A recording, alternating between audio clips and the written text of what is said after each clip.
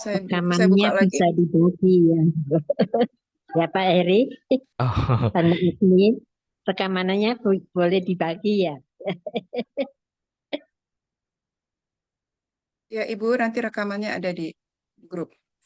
Oh ya, terima kasih. Sami-sami, Bu Retno. baik. Sudah terekam ya, Bu? Saya Sampun. izin untuk pin. Baik. Assalamualaikum warahmatullahi wabarakatuh. Waalaikumsalam warahmatullahi wabarakatuh. Selamat malam, Bapak dan Ibu semuanya. Senang sekali hari ini bisa berjumpa dalam acara Icon Talk. Dan malam hari ini spesial, Ibu dan Bapak semua, karena saya sudah sangat lama sekali tidak memberikan sesi di Icon Talk, karena memang jika ada pembicara lain lebih baik yang lain itu. Tapi karena memang beberapa pembicara yang kemudian dijadwalkan itu ternyata tidak bisa, maka ya oleh Allah saya dikodar untuk kemudian memberikan sesi pada kesempatan malam hari ini. Nah, Bapak Ibu, malam hari ini saya ingin sharing dan juga nanti kita diskusi bersama Bapak Ibu. Saya mengambil judul tentang Let Happiness. Jadi bagaimana kemudian menemukan kedamaian di tengah tekanan. Sebenarnya ini adalah kisah tentang kehidupan saya. Sebelum saya menjadi seperti saat ini adalah saya pribadi yang sangat tertekan di masa lalu. Pribadi yang mengalami fobia sosial. Kemudian pribadi yang benar-benar merasa saya ini adalah orang yang tidak beruntung dibandingkan teman-teman saya yang lain. Tapi ternyata di balik tekanan demi tekanan itu memberikan makna yang begitu sangat luar biasa.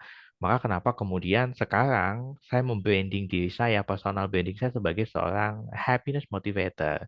Dan materi tentang kebahagiaan ini adalah materi wajib yang biasa saya bagikan.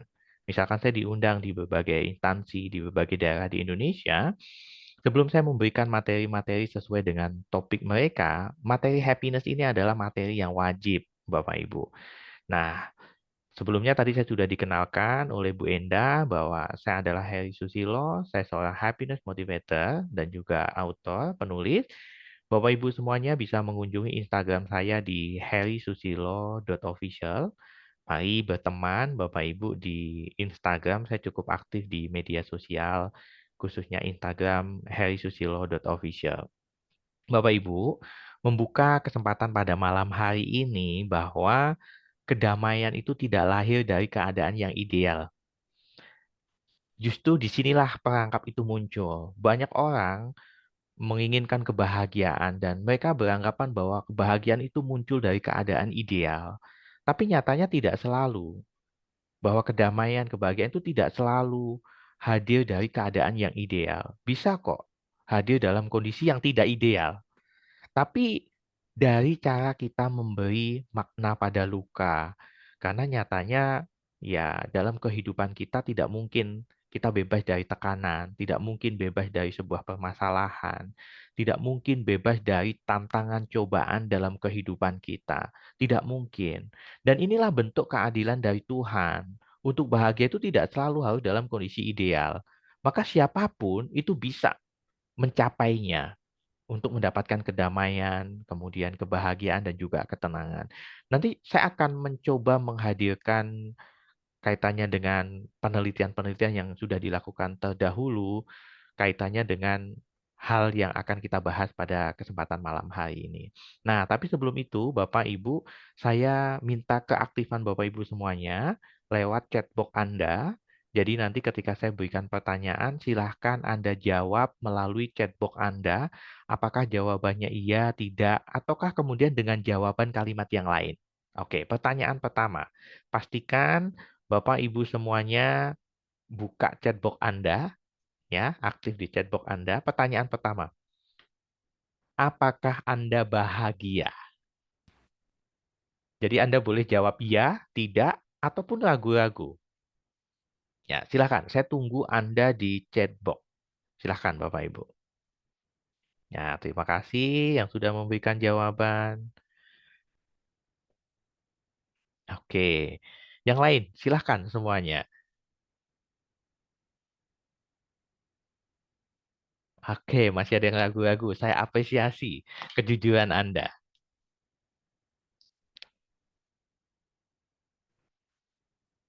Baik, terima kasih. Pertanyaan berikutnya, Bapak dan Ibu semuanya. Apakah Anda orang yang optimis? Katakan ya, saya optimis, atau ya saja boleh, silahkan. Ragu-ragu juga boleh, tidak juga boleh.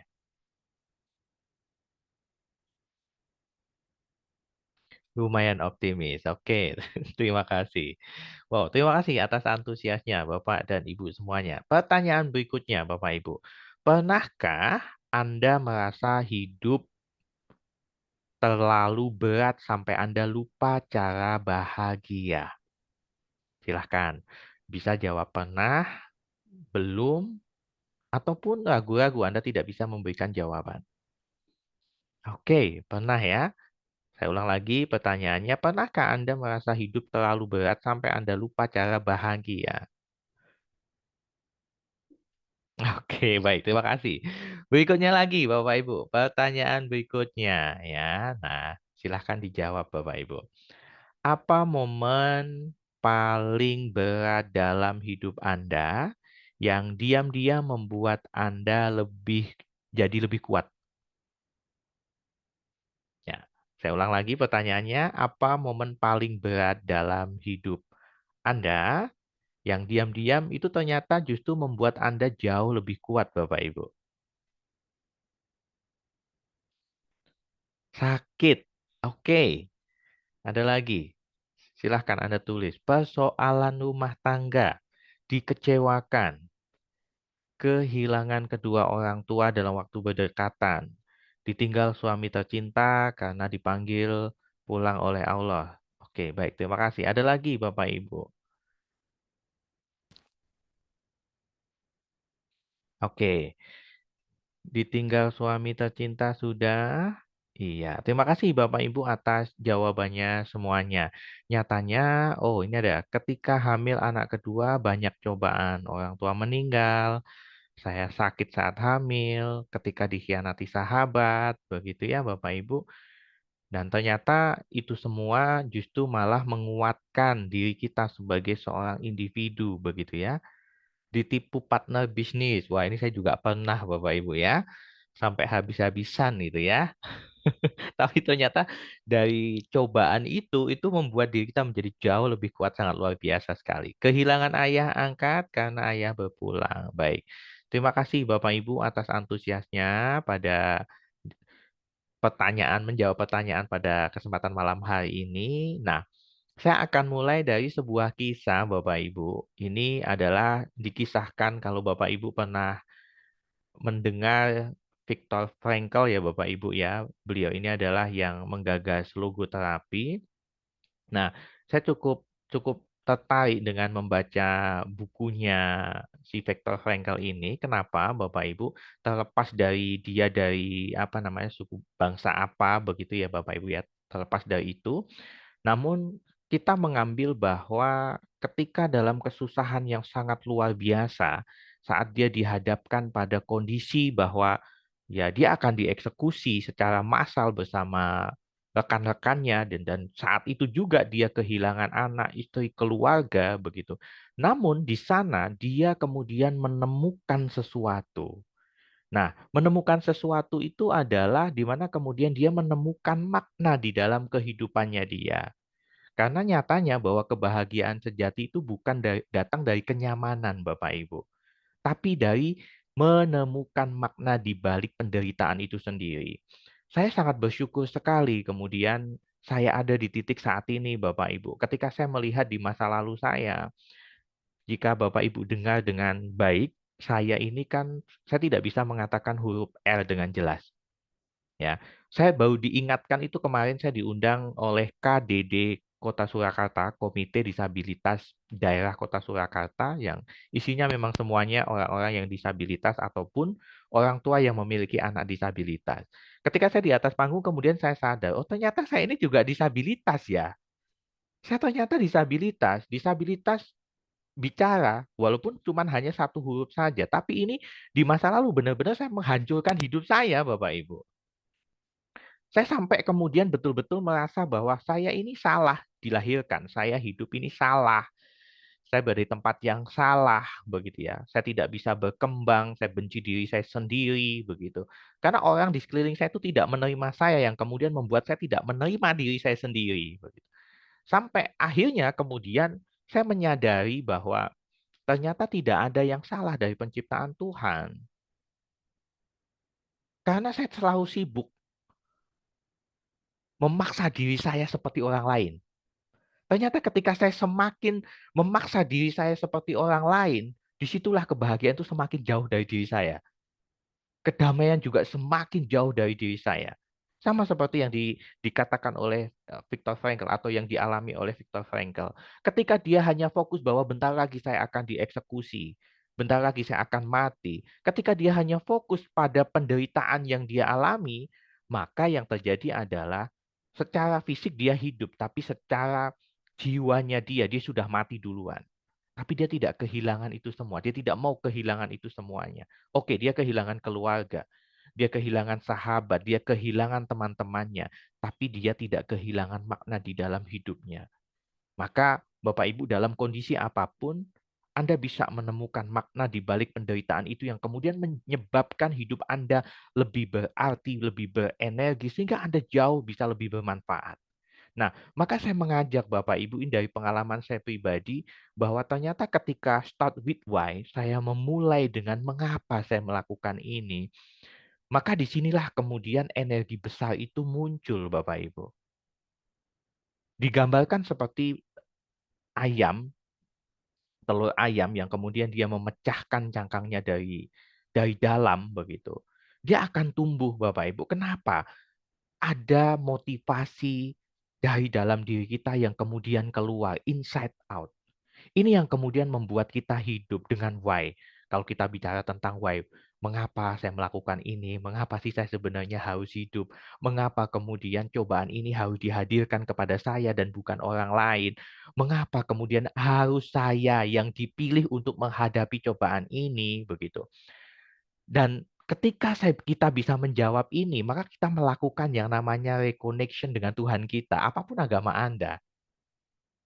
Kita sedang membangkitkan sebenarnya ya rasa, kalau saya belajar dari Pak Edi itu ada sabar, syukur, ikhlas, dan juga pasrah ketika kita belajar EFT begitu.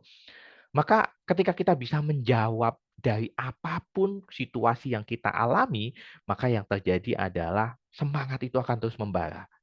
Jadi fisik kita akan terus hidup, semangat kita akan terus hidup, apapun kondisi Anda.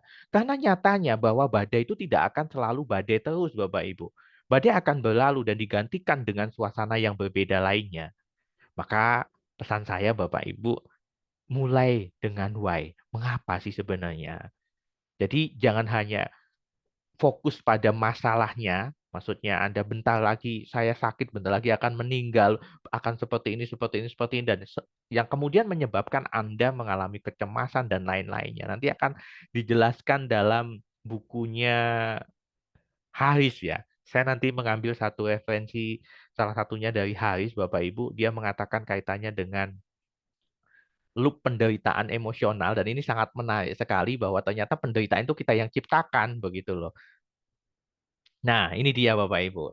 Di beberapa waktu lalu saya belajar dengan Pak Edi tentang konseling begitu ya. Dan Pak Edi mengatakan ada satu teknik di mana kemudian beliau sebutkan adalah intensi paradok gitu. Barangkali Bapak Ibu kemarin juga ada yang ikut kelasnya Pak Edi yang kelas CCP, Certified Counseling Psychology. Nah, di sana Pak Edi membahas kaitannya dengan intensi paradok. Intensi paradok itu ketika kita melakukan komunikasi kepada seseorang, tapi kita justru malah meminta dia melakukan apa yang dia lakukan saat itu. Ketika dia menangis, kita minta dia untuk menangis, tapi kemudian ditambahi dengan coba menangis lebih kencang.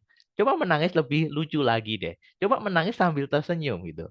Tapi yang terjadi adalah justru kita akan menghentikan tangisan tersebut. Sama seperti di dalam keluarga saya juga saya menerapkan yang namanya intensi paradok. Ketika keluarga saya, misalkan istri minta sesuatu, coba beli, ayah saya mau beli ini nih gitu kan. Nggak apa-apa beli aja gitu kan. Beli aja nggak apa-apa, saya ulang. Nggak apa-apa beli aja gitu kan. Maka yang terjadi adalah dia jadi nggak beli. Jadi ini intensi paradok. Nah, kemudian kaitannya dengan intensi paradok ini kita pakai dalam kebahagiaan. Ternyata ini dibahas Bapak Ibu oleh Harris dalam bukunya The Happiness Trap. Ini menarik sekali. Saya rekomendasikan Bapak dan Ibu semua untuk membaca buku ini. Buku yang kemudian mengulas tentang bagaimana kebahagiaan dan ternyata kita itu terperangkap ya, terperangkap dalam zona ataupun target bahagia dalam hidup kita begitu. Oke, kita mulai Bapak Ibu.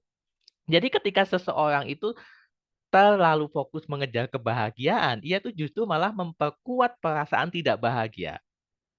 Maka semakin dia berusaha sekencang-kencangnya mengejar kebahagiaan, aku harus bahagia. Maka yang terjadi adalah ya paradok kebahagiaan. Kebahagiaannya hilang, ketidakbahagiaannya datang Bapak Ibu. Ini yang terjadi. Maka tidak perlu Anda cari sebenarnya. Anda tidak perlu memperkuat untuk mengejar kebahagiaan Anda. Misalkan saat ini Anda sedang diberi cobaan oleh Tuhan, oleh Allah dengan apa? Ditipu oleh rekan bisnis Anda yang membuat Anda menjadi nol lagi begitu ya. Oke, ketika Anda mulai fokus bagaimana aku harus bahagia, aku harus ini, maka yang terjadi di momen itu adalah justru malah sebaliknya. Nah, kenapa bisa demikian Bapak Ibu? Ya, biasanya orang akan merasa sedih. Nah, sedih ini adalah ya gagal bahagia. Ketika Anda merasa sedih, Anda akan merasa bahwa Anda itu gagal bahagia. Apalagi kita akan berusaha untuk melawan perasaan negatif. Maka nanti si Haris ini dalam bukunya dia itu justru malah mengajak kita itu untuk tidak berpikir positif Bapak Ibu. Dalam situasi tertentu, kita tidak diminta untuk berpikir positif gitu. Nah, yang kita lakukan biasanya adalah melawan perasaan negatif. Kenapa? Kita tidak menerimanya. Kemudian apa? Aku bahagia atau tidak ya? Justru malah sering mempertanyakan kepada diri kita sendiri. Aku ini bahagia atau enggak ya gitu. Ini yang kemudian kita lakukan. Ini sering sekali dan saya banyak sekali menjumpai Bapak Ibu, klien-klien saya yang di kantor saya buka layanan konseling di kantor saya di Solo di Jalan Urip Sumoharjo 221. Nah, saya banyak menemukan orang yang seperti ini Bapak Ibu, yang dia itu terperangkap ya. Jadi justru dia itu perang melawan pikiran dan emosinya dia sendiri. Inilah yang kemudian oleh Harris itu disebut sebagai the happiness trap Bapak Ibu. Jadi kita terjebak dan itu nanti berputar-putar terus yang kemudian menyebabkan kita jadi nggak bahagia Bapak Ibu.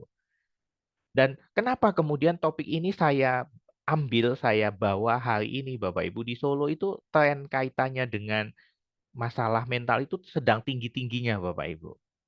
Di beberapa waktu lalu sebelumnya ya ada mahasiswi UNS yang terjun ke Bengawan Solo.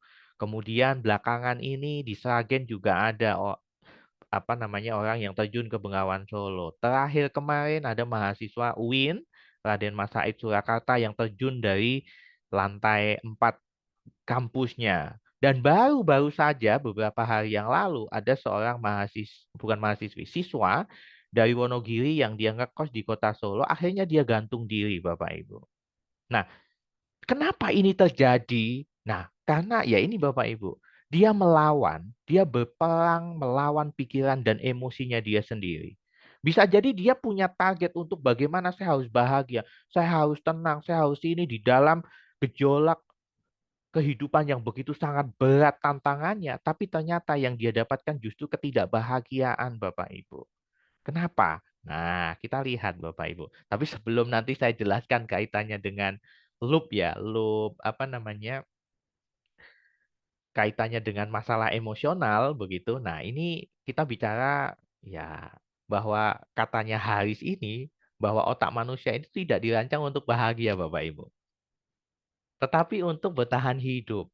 Kok bisa? Ya realitanya kan demikian. Kita mudah sekali cemas, kita mudah sekali berpikir positif, kita mudah sekali nggak tenang, Bapak Ibu. Ya karena memang itu mode bertahan hidup kita. Kita mudah sekali stres, kita mudah sekali depresi, Bapak Ibu. Dan realitanya memang demikian. bahwa kita lebih mudah untuk apa? Mengaktifkan mode pertahanan hidup kita dibandingkan kemudian mode bahagianya kita. Makanya dari situasi-situasi ini Bapak Ibu, si Haris ini itu kemudian nah ini disebut sebagai emotional suffering loop begitu ya Bapak Ibu ya. Kok bisa gitu? Ini terjadi akibat ketika seseorang itu mulai mentargetkan di dalam dirinya gitu. Saya harus bahagia, saya harus tenang, saya harus percaya diri gitu kan. Saya harus ini, saya harus itu, saya harus ini gitu.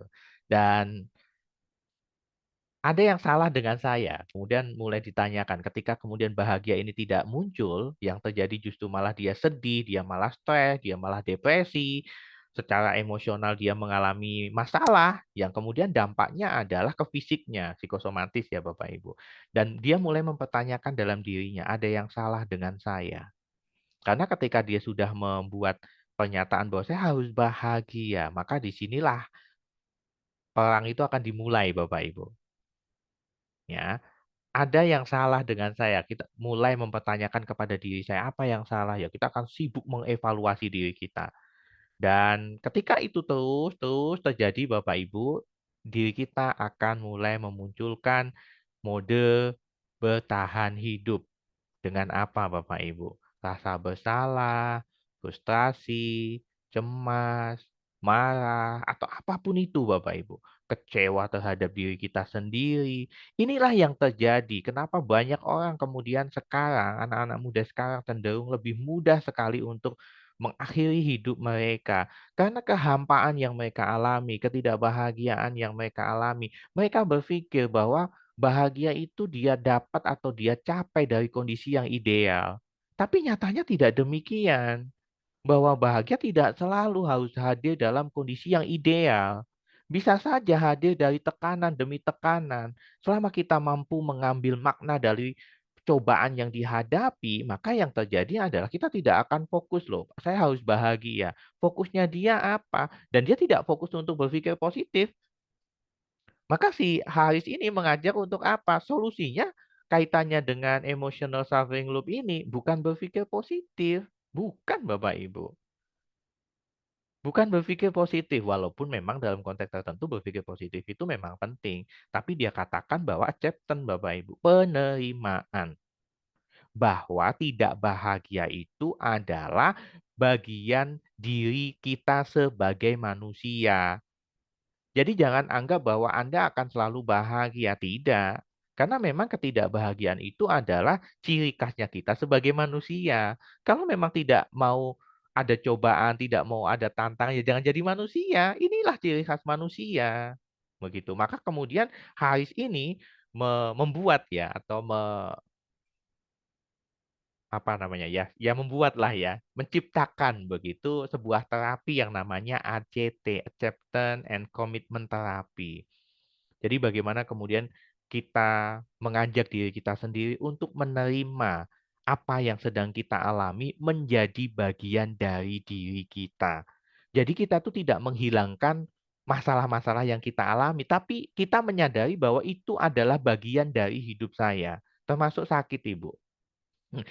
Ini cerita tentang saya katakan bahwa malam hari ini saya akan bercerita tentang diri saya. Jika di masa lalu saya kemudian mengalami fobia sosial, merasa tidak tenang, benci dengan diri sendiri. Tapi ternyata sekarang saya setelah menemukan makna, saya menerima diri saya dengan disabilitas suara L saya yang tidak jelas, Bapak Ibu. Ketika saya sandingkan, saya terima apa adanya, Bapak Ibu, yang terjadi adalah saya sangat mudah menemukan kebahagiaan dibandingkan dulu. Karena ketika saya hanya fokus untuk bagaimana memperbaiki ini, memperbaiki supaya kemudian saya normal seperti orang layaknya pada umumnya, maka disitulah kemudian tingkat stres saya meningkat.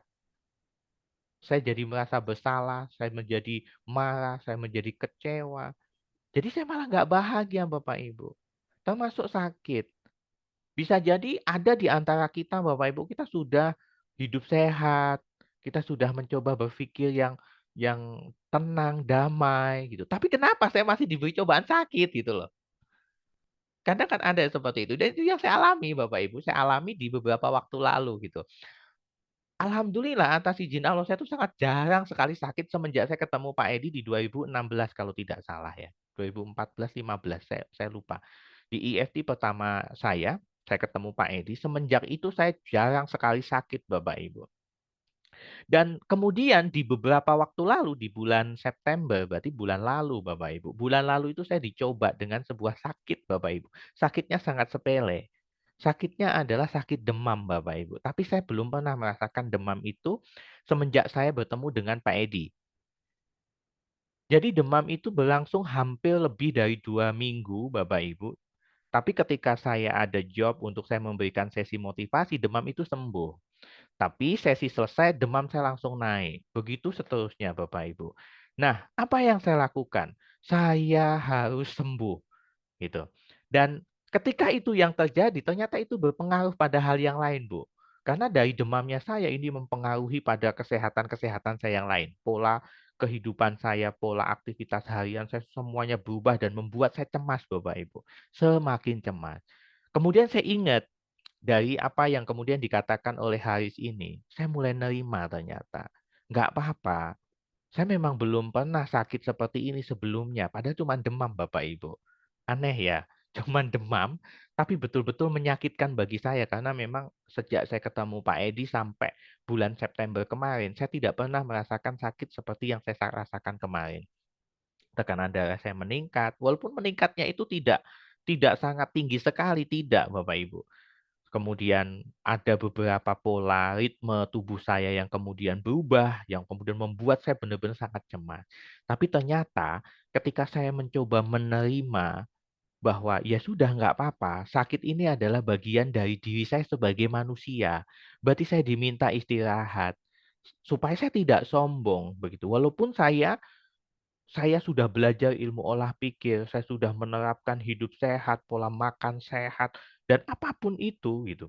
Ketika kemudian cobaan itu hadir dan itu dihadirkan kepada kita, maka tidak ada yang menghalangi. Dan saat itu juga ya kita harus terima. Saya hampir 2 minggu, 3 minggu Bapak Ibu. Di minggu ketiga itu saya mulai menerima. Dan ketika penerimaan itu kemudian saya rasakan kembali normal Bapak Ibu. Pelan-pelan. Tanpa saya harus berusaha bagaimana caranya untuk sehat kembali. Saya terima saja. Saya terima diri saya sepenuhnya. Nggak apa-apa kok saya sakit gitu. Tapi saya berusaha untuk menjaga diri saya tetap stabil. Emosi saya tetap stabil. Maka saya mengajak Bapak Ibu. Anda tidak perlu kemudian mengejar kebahagiaan Anda. Karena nyatanya bahagia itu ada dalam setiap saat kehidupan Anda. Ketika Anda menerima apapun situasi yang Anda alami, disitulah Anda akan menemukan makna kehidupan Anda. Dan disitulah akan ada nilai-nilai yang sangat luar biasa yang bisa Anda ambil, bahkan bisa Anda berikan kepada orang lain. Dan tentu saja bahagia itu akan Anda rasakan. Dan ini Bapak Ibu, ini kemudian saya kaitkan dengan penelitian yang dilakukan oleh si David Hawkins yang ditulis di dalam bukunya Power versus Force Bapak Ibu ya. Dia mengkaji kaitannya dengan energi. Nah, di sini ada nih penerimaan Bapak Ibu. Ternyata penerimaan ini energinya vibe-nya sangat positif sekali dan cukup tinggi Bapak Ibu. Maka ya saya ajak Bapak Ibu untuk mulai menerima dirinya, apapun itu, cobaan apapun itu. Saya menyadari, saya juga pernah merasakan ketika ternyata banyak sekali Bapak Ibu, cobaan-cobaan yang saya alami di masa lalu yang kemudian sekarang menjadi sebuah inspirasi. Saya jadi ingat ketika tadi ada salah satu Bapak Ibu menuliskan ditipu oleh rekan bisnis, saya juga mengalami Bapak Ibu.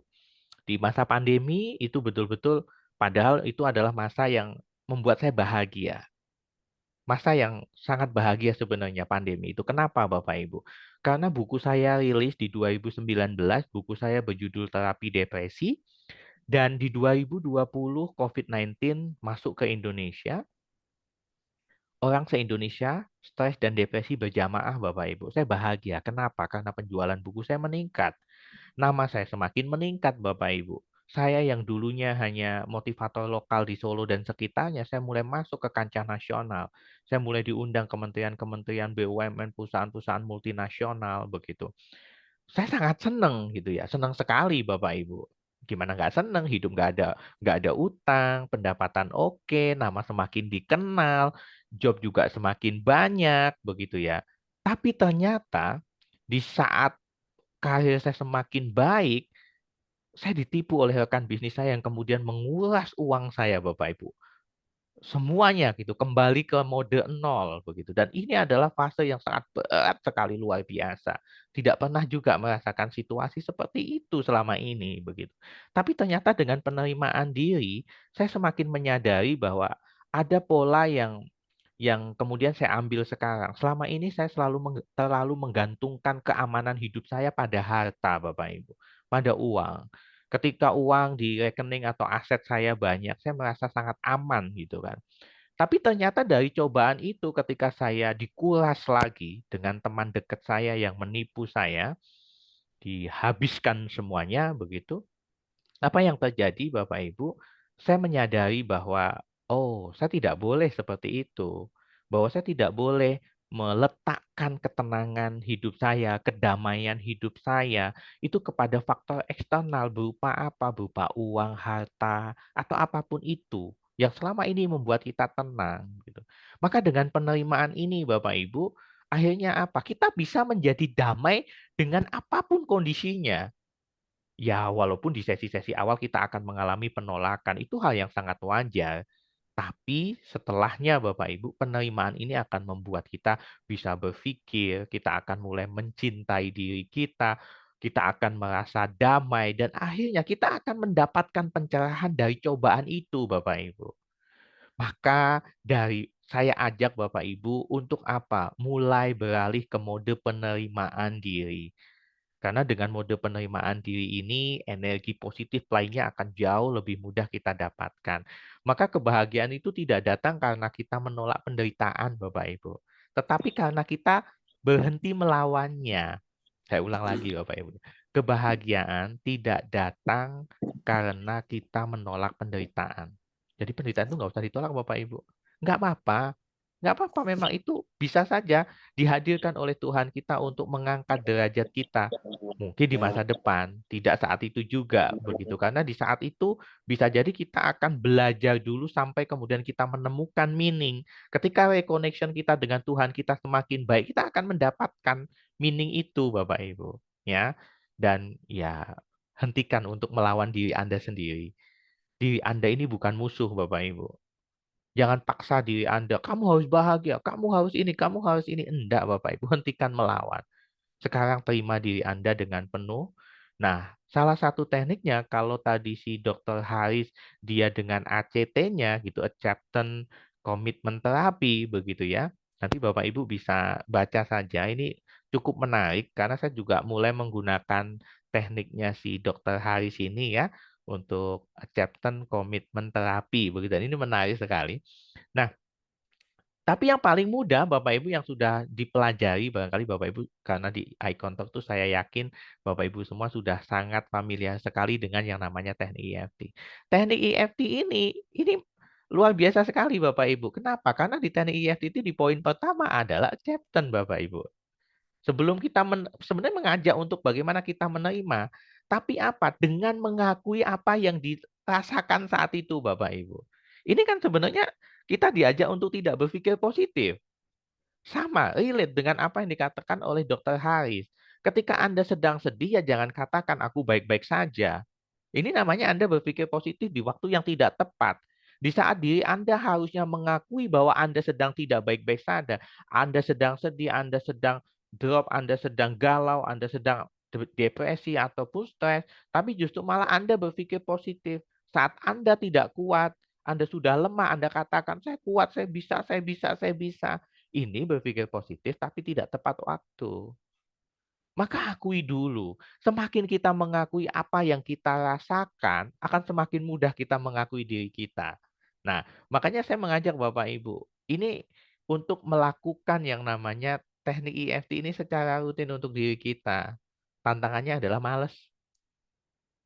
Tantangannya adalah malas gitu. Malas untuk melakukannya.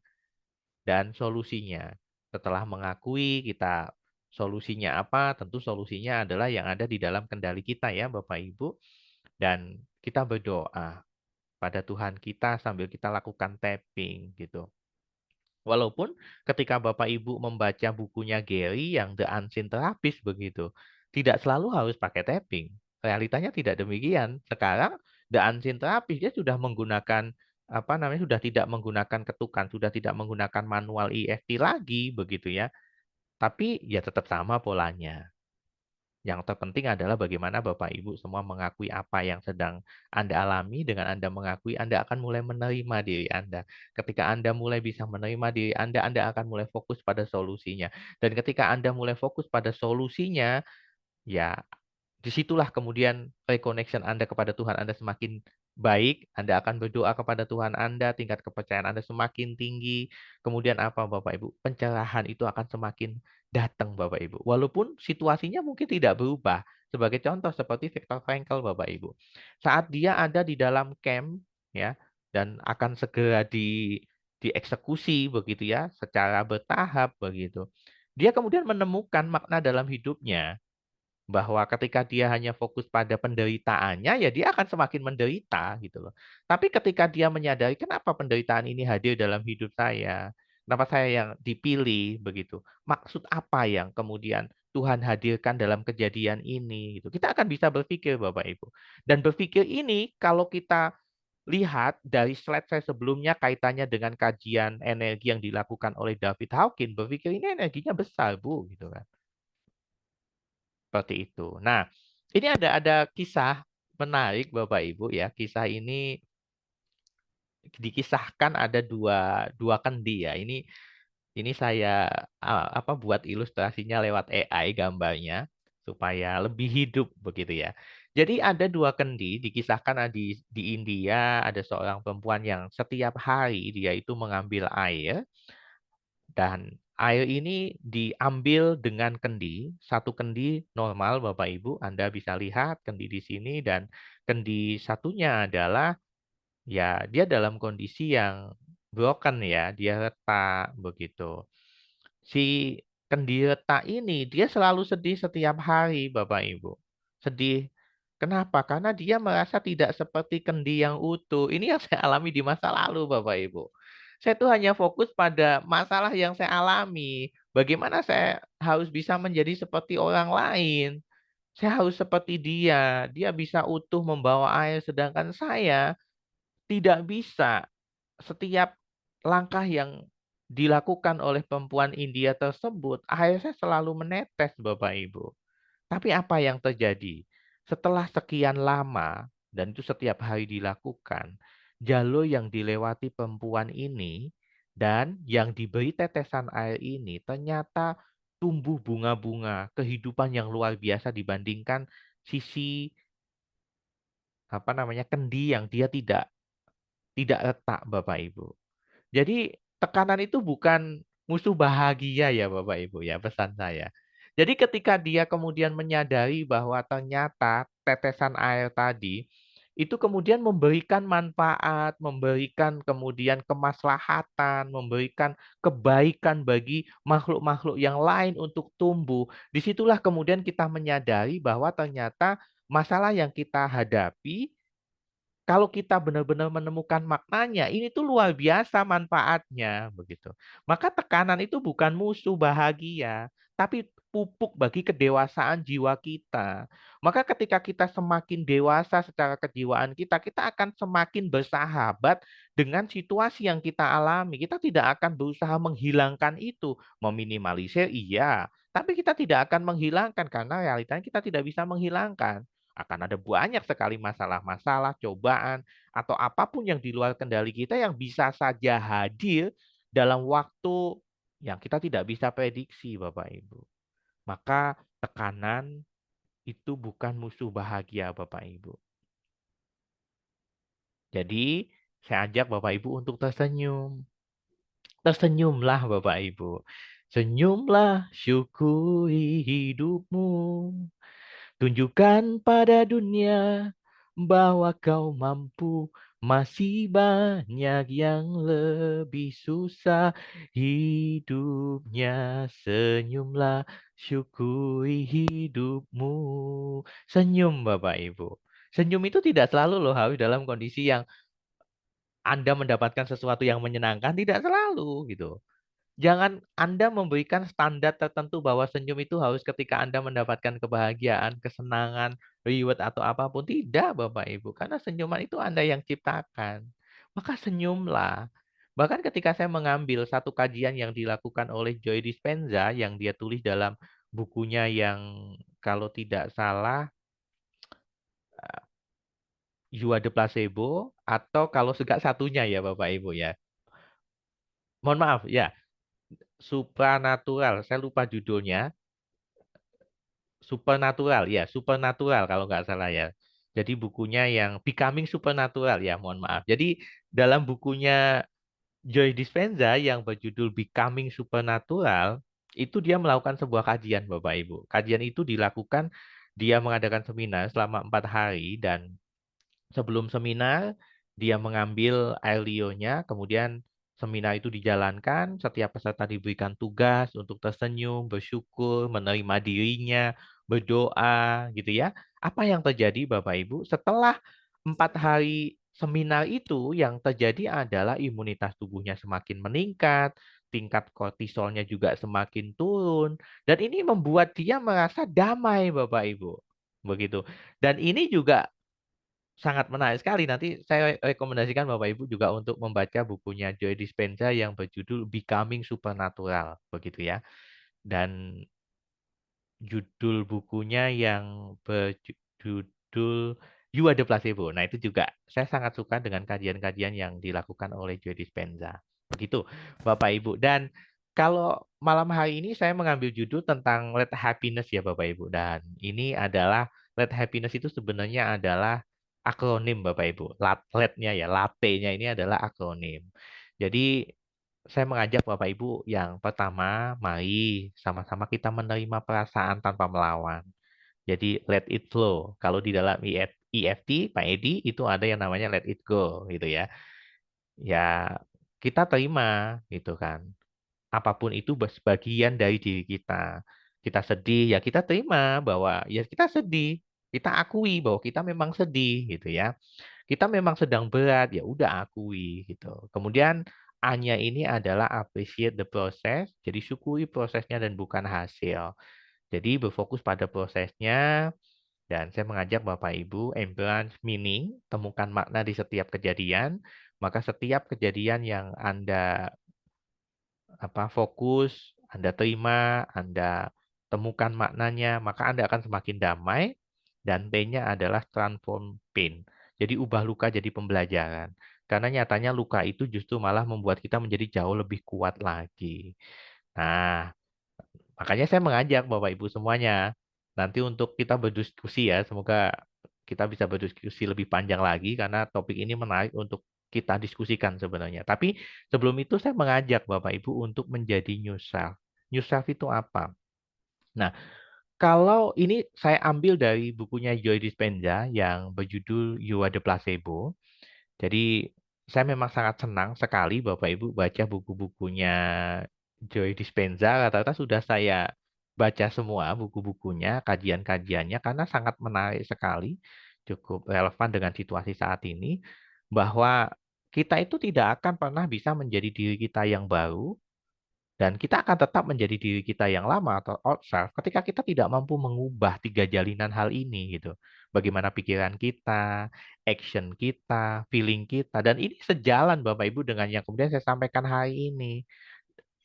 Berdamai sebenarnya. Kita terima diri kita terima situasinya, yang akhirnya kemudian ya dengan konsep latte tadi ya Bapak Ibu ya, let happiness model ala Harry Susilo, let it flow, terima perasaan tanpa melawan, appreciate the process, embrace meaning, begitu ya, sampai kemudian transform pain, maka kemudian Bapak Ibu bisa merasakan kedamaian, kebahagiaan dalam situasi apapun. Inilah bentuk keadilan Tuhan. Untuk bahagia itu tidak selalu harus dalam kondisi yang ideal. Seperti itu, Dokter Enda, untuk pemaparan saya malam hari ini. Selanjutnya kita bisa diskusi. Silahkan, Dokter Enda. Makasih Pak Heri. Aduh, eh apa namanya? Slide-nya nggak banyak, tapi berisi semua ini. Ya, cukup dalam. Jadi ini yang telah disampaikan oleh Pak Heri.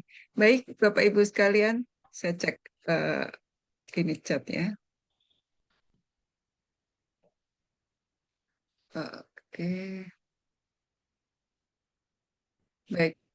Bapak Ibu sekalian, silakan kita diskusi bersama Pak Heri terkait tadi ya, late happiness. Monggo, ini ya, ada ini. Oh ya, Pak Ibu, Pendeta Sumakut. Selamat Assalamualaikum. malam, Pak. Selamat malam Ibu yang dirahmati, dicintai Allah. Alhamdulillahirabbil alamin. Ya, Amin, silakan, amin, Pak. amin. Ya, Ya, senang Bu, Bapak bisa hadir. Silakan, Pak. siap. Terima kasih Ibu Dokter sama Coach Pak Heri Susilo. Saya izin baru ibadah tadi jadi agak terlambat datang masuk. Tapi saya mendengar yang disampaikan secara keseluruhan itu menurut saya relate dengan apa yang saya lakukan sebagai pelayan Tuhan, bahwa ya ya betul, ini human being memang benar, tapi tidak gampang ya, karena kembali menurut pendapat saya memang dari keterbukaan manusianya itu sendiri, karena sesungguhnya ini kan kepentingan itu berdampak pada manusianya sendiri, yang artinya mau menerima itu kan uh, open minded ya, dia harus benar-benar terbuka, mengakui, lagi kecewa dan seterusnya. Saya sependapat itu yang disampaikan Pak Heri, dan menurut saya ini sangat sangat menarik, termasuk saya sendiri juga, walaupun saya sebagai pendeta atau pelayan Tuhan, sometimes ya diperhadapkan dengan kenyataan, ada jemaat yang bahasa singkat ya suka bandel misalnya begitu. Nah, terima kasih banyak. Jadi kembali lagi, ini sangat bermanfaat dan sangat bersifat apa ya, ya membumi. Demikian dari saya. Terima kasih. Terima Assalamualaikum warahmatullahi kasih. wabarakatuh. Salam. Ya, Pak Pendeta, terima kasih. Oke, Bapak Ibu sekalian, silakan ada yang ingin diskusikan. Saya cek. Bu Retno sudah open mic.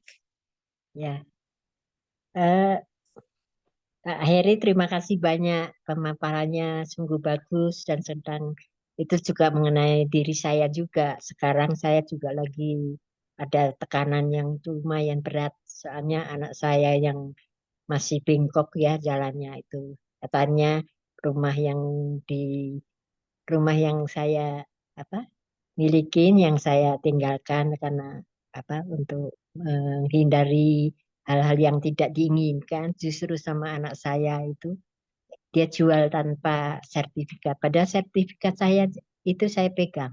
Dia jual katanya sama orang, mungkin ya enggak tahu dengan harga yang berapa. Dan banyak segala isinya yang di rumah itu juga sudah banyak sudah dihabiskan begitu, Pak. Ya, Oke, jadi gitu. Yang itulah yang sedang terjadi ya. Mudah-mudahan dengan bantuan seperti Bapak itu bilang dan juga penerimaan dan yang lainnya ya kita pun juga bisa apa, sedikit-sedikit tenang. Memang cukup pukulan yang berat karena rumah yang kita tabung selama ini waktu kita kerja hanya dibuang percuma begitu ya, kita tidak menikmati tapi justru seolah-olah dirampok oleh anak kita sendiri ya gitu. NJ. Baik, Bu Retno ikut empati ya, Bu, dengan kondisi Ibu. Nah, terkait dengan kondisi Ibu ini, apa yang Ibu ingin diskusikan kepada Pak Heri? Mumpung ada Pak Heri nih, Pak, Bu Ini Retno. ya, ya, ya Pak. Jadi seperti Pak katanya ada itulah yang pengalaman yang saya yang sedang alami sekarang Pak, yaitu yang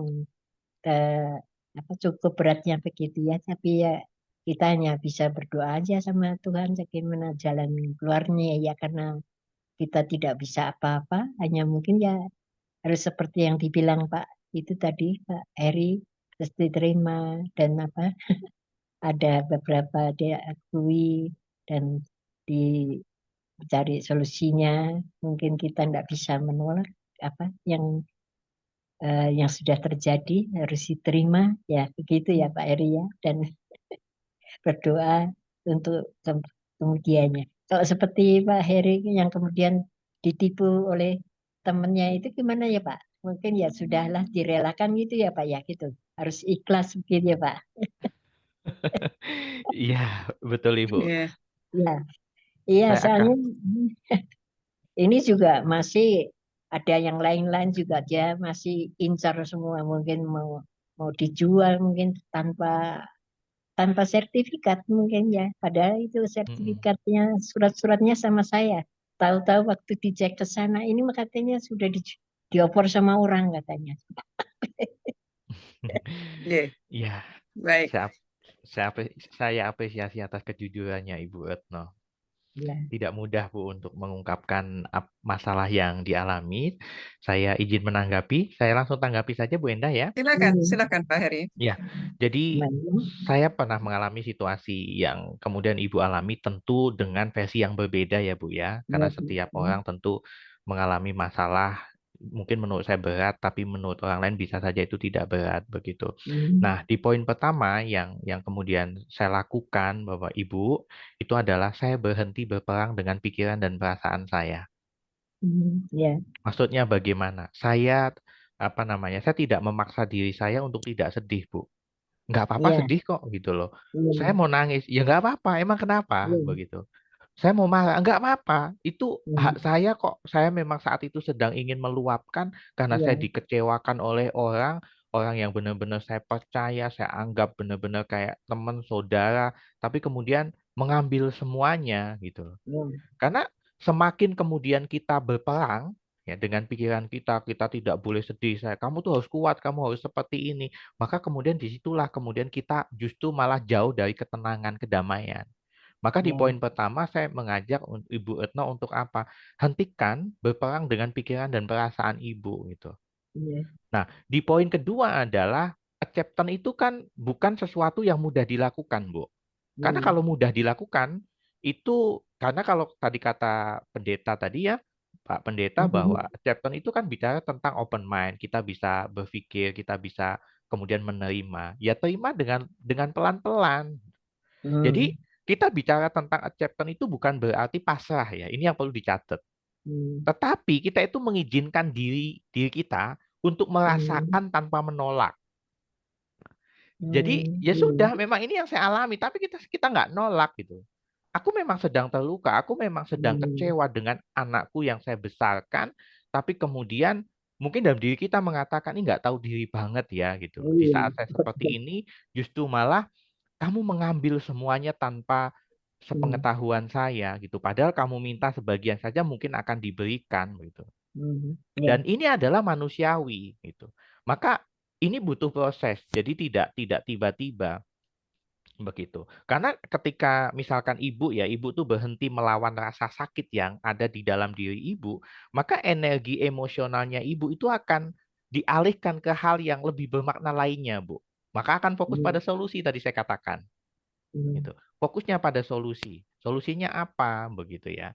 Nah, baru di poin berikutnya ya kalau kita pernah belajar tentang mindfulness begitu ya Bu ya, ya kita bisa kalau ini juga yang ditekankan oleh Dokter Haris ya karena pembahasan hari ini kita kan tentang apa kajian yang dilakukan oleh Dokter Haris begitu. Jadi Dokter Haris ini juga menekankan bahwa penderitaan yang kita alami gitu ya, yang tumbuh itu tuh karena apa? Bisa jadi karena jebakan masa lalu.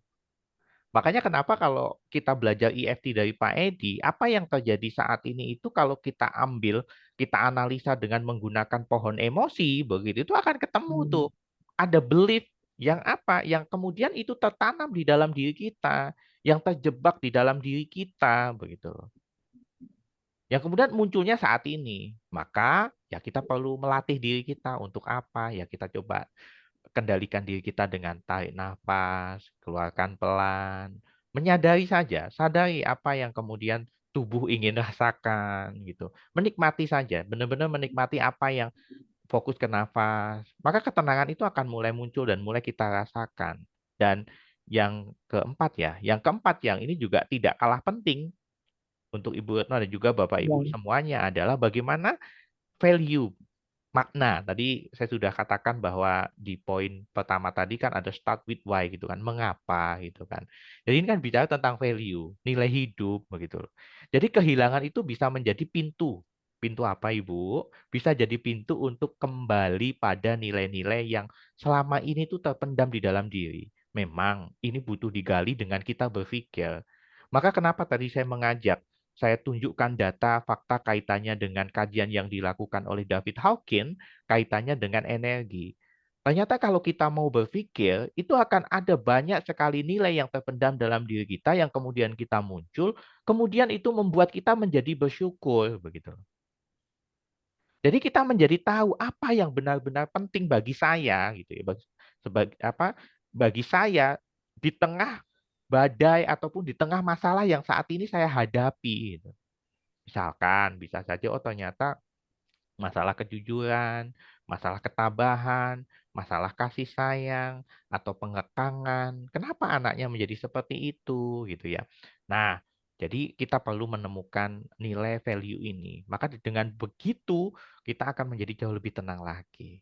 Seperti itu. Dan ya, Ibu bisa menggunakan bantuan teknik EFT ya. Teknik EFT dengan rumus A, B, C, akui, solusi, dan juga doa dilakukan secara rutin, maka kemudian juga energi tubuh kita semakin baik, kemudian proses untuk penerimaan juga semakin baik. Dan yang berikutnya, yang keberapa ya? Itu adalah ketika kemudian kita sudah merasa buntu, artinya kita sudah tidak mampu untuk berpikir lebih jauh lagi, maka tidak ada salahnya untuk kemudian berkonsultasi dengan profesional. Ini yang kemudian jadi poin penting.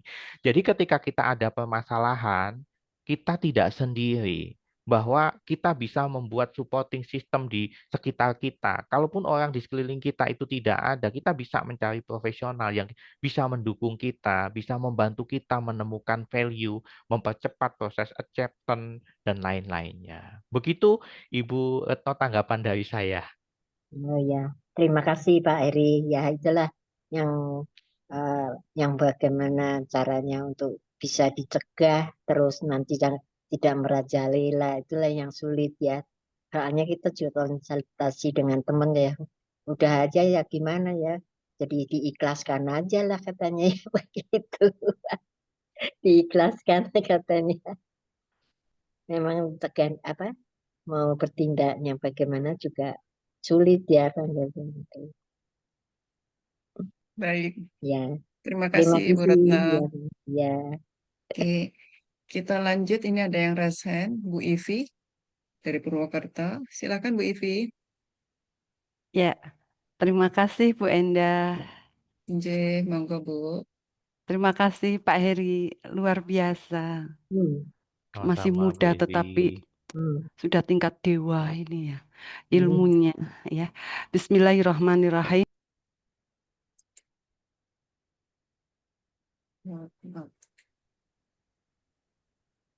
Coba di unmute sendiri Bu. Sudah ya bisa ya. Ya. J. Terima kasih. Assalamualaikum warahmatullahi wabarakatuh. Waalaikumsalam warahmatullahi Waalaikumsalam wabarakatuh. warahmatullahi Pak Heri wabarakatuh. yang luar biasa. Senang saya kalau diskusi dengan Pak Heri ini masih Hmm. relatif muda tetapi ilmunya sudah di atas dewa kayaknya. Pak Heri, banyak kita sering mendengar bahwa bahagia itu adalah sederhana. Iya, bahagia itu sederhana dan relatif juga. Mungkin kalau kita melihat saya pakai ini, pakai sandal jepit biasa, yang lain pakai sandal yang harganya ratusan ribu. Kita yang pakai jepit bahagia gitu ya.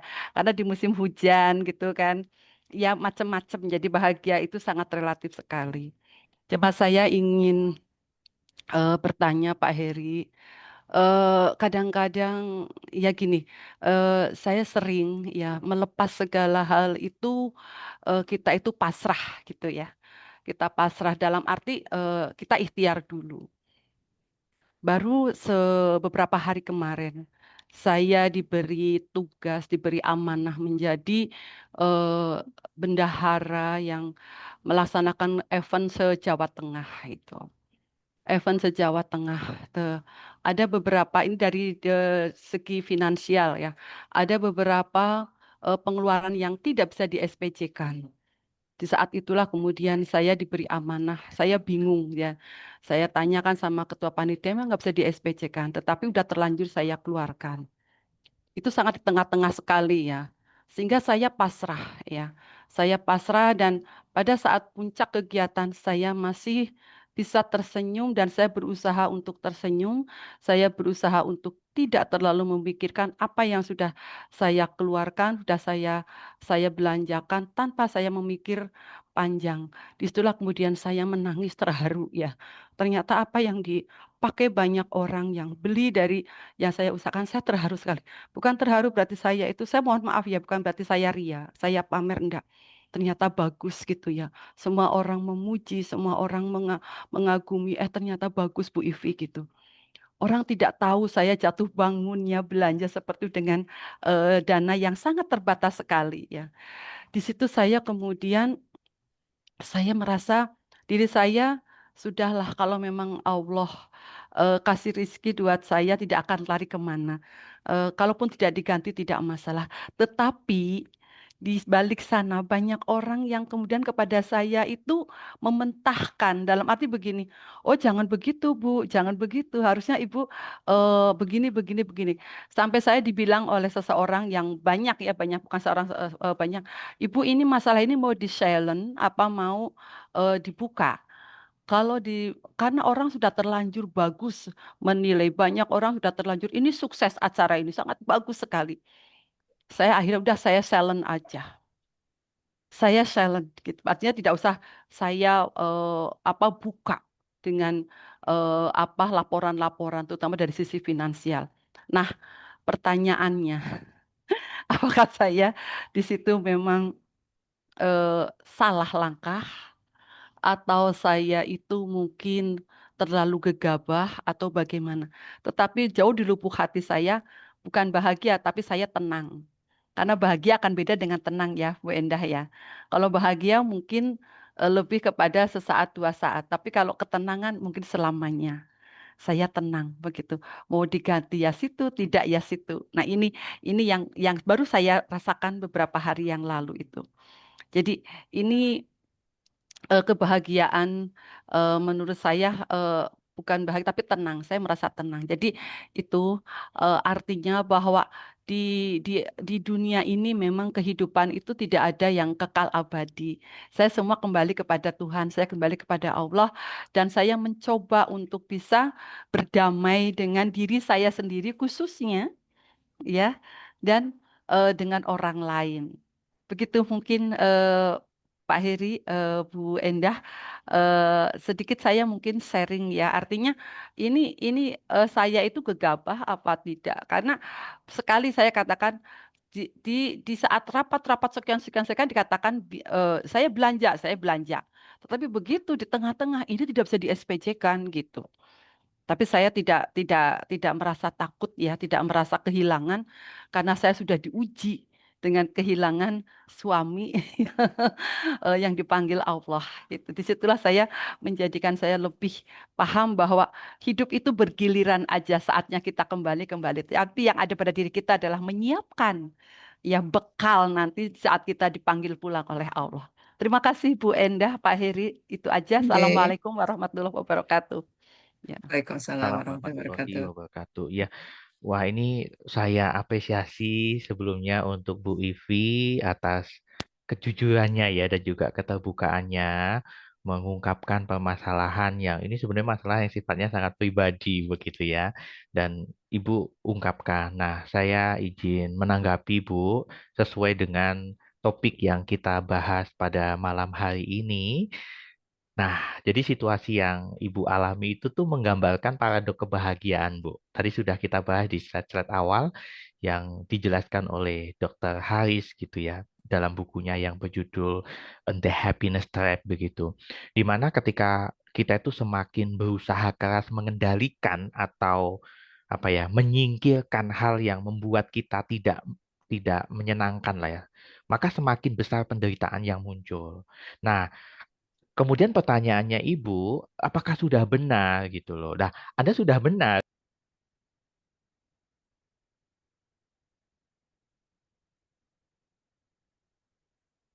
Pak Heri ke mute.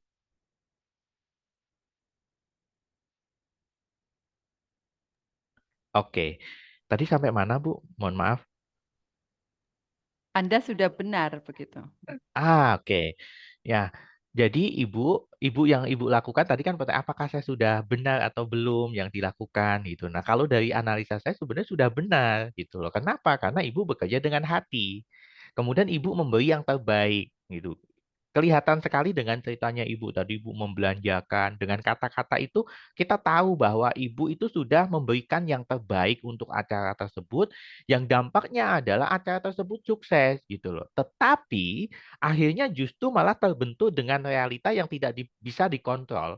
Apa itu? Ya ada pos pengeluaran yang kemudian ternyata itu tidak bisa di SPJ-kan, kan begitu ya Bu ya.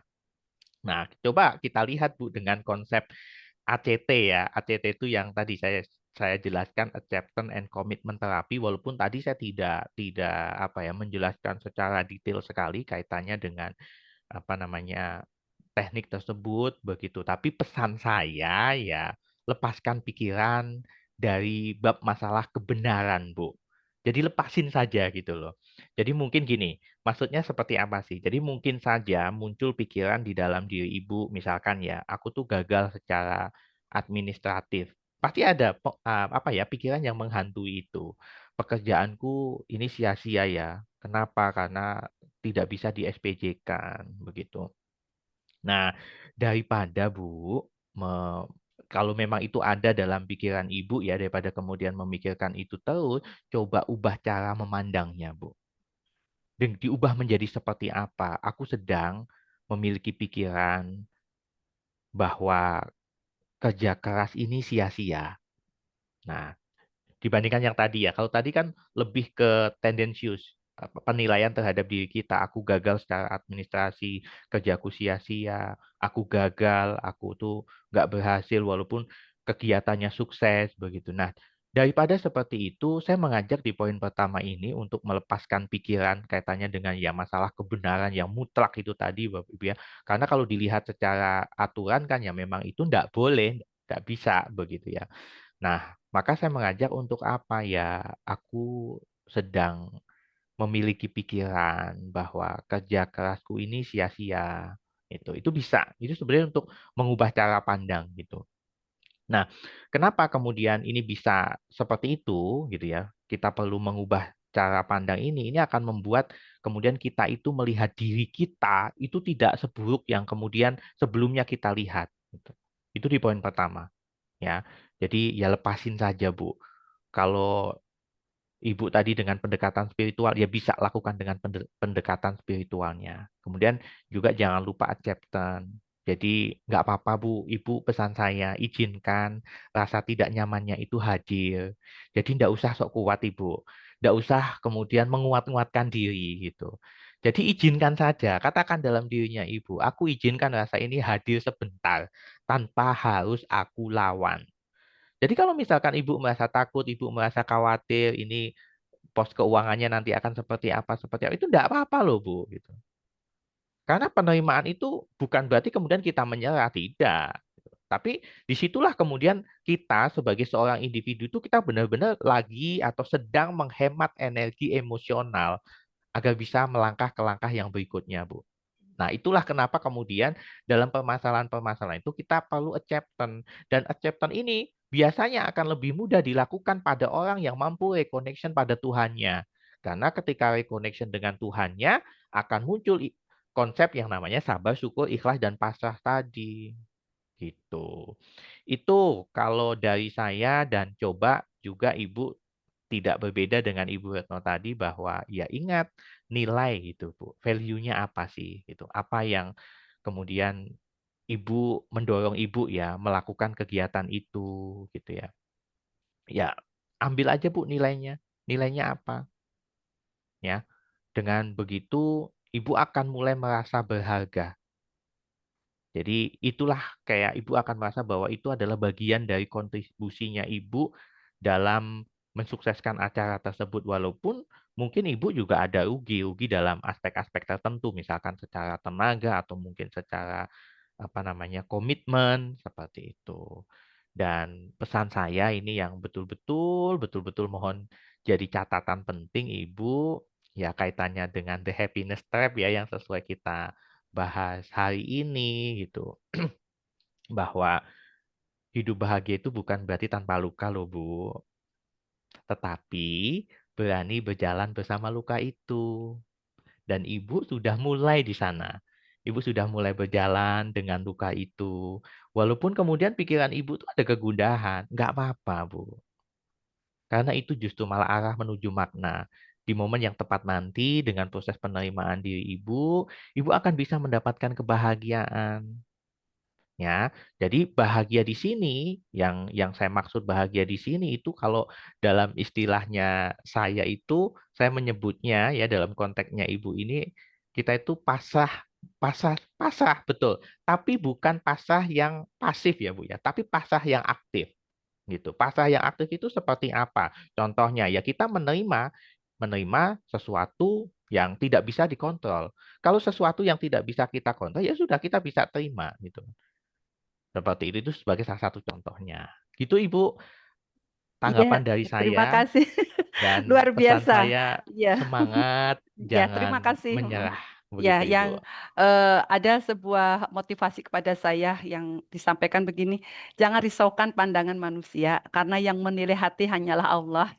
Teruslah berbuat baik meski tak seorang pun melihatnya. Jadi ini menjadi motivasi saya. Artinya sekalipun ada orang yang istilahnya ngompor-ngompori, ibu laporkan aja, ibu sampaikan aja gitu. Tapi saya tidak akan seperti itu. Artinya biarlah Allah yang tahu.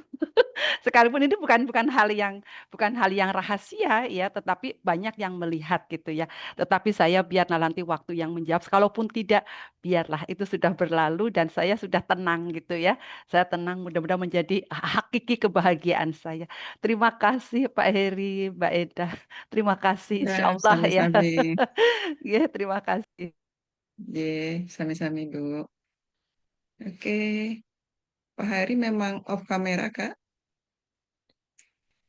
Iya Bu, ini kameranya saya yang di laptop tidak Oke, bisa digunakan.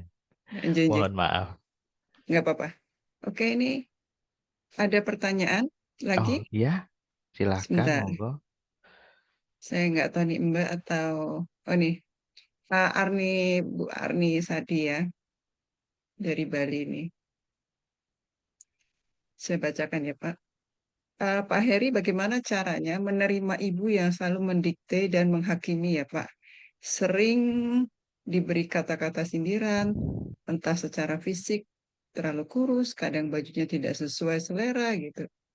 Seperti itu. Ini Mm-mm. dari Bu Arni Sadi. Baik, ini menarik sekali. Saya izin langsung tanggapi ya Bu. Jadi Langsung Pak ya. ya, jadi ada klien saya yang juga mengalami situasi seperti ibu begini. Jadi orang tua yang terlalu ikut campur sekali gitu ya tentang kehidupan anak. Apapun itu selalu kemudian apa namanya dikomen seperti itu. Nah, ini kalau saya baca pertanyaannya ibu yang di chat manusiawi sekali, Bu. Ini sangat manusiawi sekali. Jadi banyak kok orang yang mengalami situasi seperti yang dialami ibu begitu.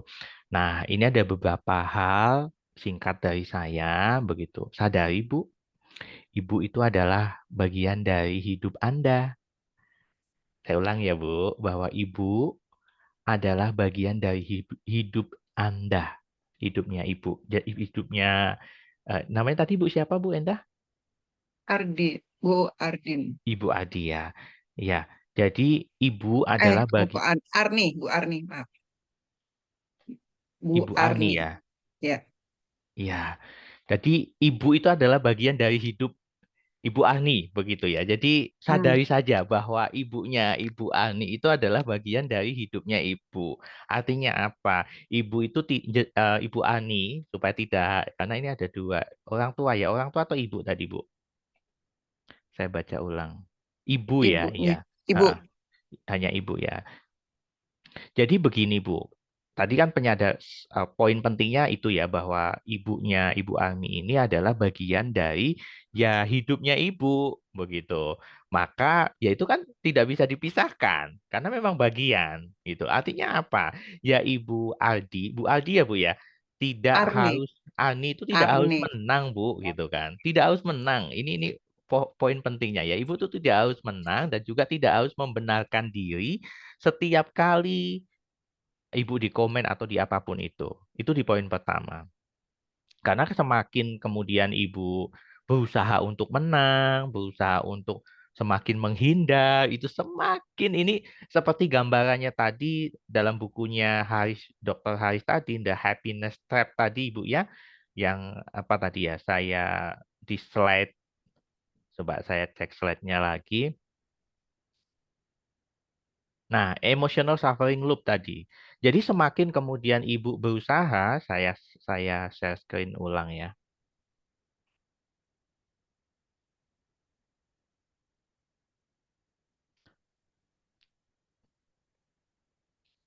Nah, di sini Ibu Ani ya. Jadi kenapa kok saya mengajak Ibu Ani begitu untuk menyadari bahwa ibunya Ibu Ani itu adalah bagian dari hidup ibu. Kalau bagian itu berarti dalam waktu yang saat ini itu tidak bisa dipisahkan, begitu karena bisa jadi sangat dekat. Maka ya sudah. Jangan kemudian memaksa atau meminta semakin diri kita, ini ibuku itu harus bagaimana, saya harus melakukan apa supaya ibuku tidak seperti ini, seperti ini, seperti ini. Maka ketika itu terus-terus yang kemudian ibu pikirkan secara tidak sadar, yang terjadi adalah ibu akan mulai ini nih mempertanyakan ada yang salah nih dengan saya. Ini saya gagal lagi nih, saya ini lagi nih. Akhirnya apa yang terjadi? Ibu akan mengalami kecemasan. Ibu akan mengalami stres, ibu akan mengalami depresi. Kenapa? Karena merasa tertekan ibu dengan keadaan itu. Nggak nyaman loh Bu hidup dengan kondisi yang selalu dikomen oleh orang terdekat kita gitu loh. Ya tentu saja kalau kata-katanya dari Haris, ya jangan berpikir positif dulu ya. Ya, terima dulu aja deh Bu, akui. Jadi kalau saya nih, ini ada persis sama klien saya Bu, yang dialami. Apa sih yang harus dilakukan pertama gitu loh. Ya, akui aja apa yang sedang Ibu rasakan. Kalau memang Ibu itu pengen meluapkan sesuatu, misalkan, memang kita tuh butuh pelampiasan. Lampiasin aja gitu loh. Jadi ketika dalam situasi seperti ini lebih ke fokus pertama adalah diri kita dulu. Kita pahami bahwa diri kita tuh butuh wahana untuk melampiaskan gitu kan. Maka biasanya saya ajak untuk apa? Saya minta dia memvisualisasikan ibunya ada di depannya tapi tidak boleh real orangnya langsung ya. Jadi dengan visualisasi di tempat yang aman, saya minta dia benar-benar memunculkan rasa yang dia itu selama ini dia pendam dalam dirinya. Dia marah, dia mau silahkan dikatakan saya tuh marah sama ibu, saya tuh kecewa gitu. Diungkapin semua. Karena dengan proses pengakuan seperti ini, diri kita menjadi lebih lega. Yang dampaknya apa? Kita akan menjadi jauh lebih mudah untuk, oh iya ya, bahwa ibuku itu adalah bagian dari diriku. Dan selanjutnya apa? Ya selanjutnya nanti kita akan mulai mencari makna balik lagi. Karena kita bahasnya tentang konsepnya si Haris. Begitu. Jadi ya bagaimana kemudian makna itu mulai dimunculkan lagi. Kenapa? Ibu yang dihadirkan, maksudnya saya lahir dari rahim ibu yang seperti ini. Coba ibu mulai berdiskusi dengan diri Anda, bangun reconnection-nya dengan Tuhan Anda. Itu. Dengan begitu Anda akan mulai ya, akan mulai menemukan meaning Anda dan dampaknya apa Ibu? Ibu nanti mendengarkan suara-suaranya ibunya Ibu Ani itu akan jadi biasa saja itu kan. Kenapa? Ibu bisa memisahkan. Oh, itu di luar kendali saya yang tadi sudah saya bahas sebelumnya. Jadi kita pasrah, itu pasrahnya itu pasrah aktif, bukan pasrah pasif. Kalau pasrah pasif itu kan ya sudah kita terima apa adanya segitunya, kita tidak berusaha menganalisa bahwa ternyata ini di luar kendali saya. Kalau memang itu ibu bagian dari hidupnya Ibu Ani begitu ya, dan kemudian ibu tidak bisa mengontrol kata-katanya dia, ya ibu tinggal pasrah saja secara aktif. Oh itu di luar kendali saya, ya sudah. Ketika ibu berani mengungkapkan, ya ungkapkan. Tapi jika memang ibu selalu dimentahkan di apa ya, tidak bisa, omongan ibu tidak didengarkan, ya sudah, nggak apa-apa. Tinggal ibu terima saja gitu. Tentu dengan apa namanya, acceptance itu kan nggak gampang ya Bu ya gitu. Ya ya pelan-pelan. Kalau ibu mau mengatakan, ibu biasanya mengatakan, ya aku memang sangat tersinggung dengan apa yang dikatakan ibu saya. Coba bisa diubah, ya, diubah dengan kalimat yang lebih positif. Memang yang dialami ibu itu memang sakit banget ya. Itu adalah rasa sakit yang sangat luar biasa sekali loh. Seperti itu dinilai negatif oleh orang orang terdekat kita gitu loh. Tapi jangan sampai kemudian itu menjadikan perang batin dalam diri ibu. Jangan ditolak ya Bu rasanya, rasa sakitnya. Karena semakin Ibu menolak rasa sakit itu, rasa ketidaknyamanan, semakin Ibu tolak sikap-sikapnya ibunya Bu Ani, maka penderitaannya akan semakin panjang gitu. Maka ya saya ajak Ibu untuk apa? Self compassion, Bu. Nah, ini kalau anak-anak ini biasanya materi yang saya sampaikan kepada remaja-remaja sekarang begitu ya, Bu ya. Self compassion gitu. Saat kita itu melakukan sesuatu dan hasilnya itu tidak begitu memuaskan begitu ya. Kalau kita biasanya gagal, berusaha bertahun-tahun tapi tidak membuahkan hasil. Saya yakin Ibu sudah berusaha banyak hal tapi hasilnya tidak maksimal ataupun tidak memberikan dampak yang signifikan begitu. Self compassion, Bu. Jangan lupa bersikap lembut pada dirinya Ibu. Jadi fokusnya bukan lagi ke ibunya Ibu Ani begitu ya, tapi fokusnya kepada diri ibu sendiri, bagaimana kemudian ibu menyadari bahwa ibunya Ibu Ani adalah bagian dari hidup ibu, ibu terima, ibu ambil value-nya apa, nilai dari kehadiran ibu di dalam lingkungan itu apa, dan dalam usaha melakukan penerimaan menuju kedamaian itu, pesan saya adalah ibu harus self compassion Ibu ya, sikap lembutnya terhadap dirinya ibu itu harus betul-betul ya ya dilakukan terus begitu ya. Jangan sampai jahat sama diri sendiri. Nggak boleh. Karena ketika kita jahat sama diri sendiri, terus siapa dong yang peduli sama kita? Padahal diri kita adalah tanggung jawab diri kita sendiri. Jika kita kita tidak peduli sama diri kita sendiri, belum tentu orang lain kemudian peduli sama diri kita. Tapi pesan saya, Ibu ingat ya, menerima itu tidak berarti kemudian Ibu itu menyetujui apa yang dilakukan oleh ibunya Ibu Ani, begitu.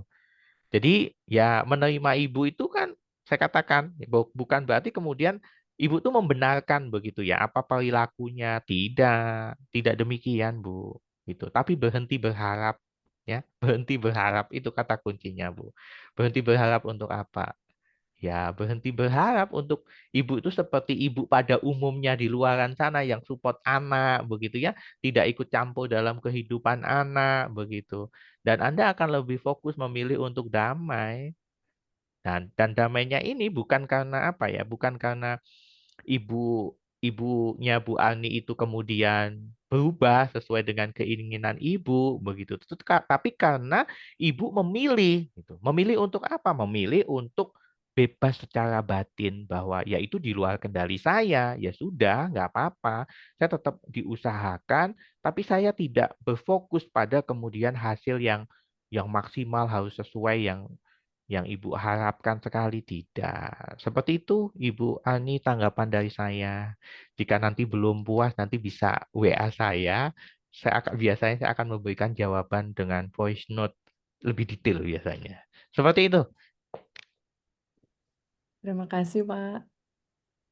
Ya, Terima terima kasih kasih. Bu Almi. Sudah. Oke. Berarti Izin boleh Bu, minta WA-nya Pak ya, Pak apa?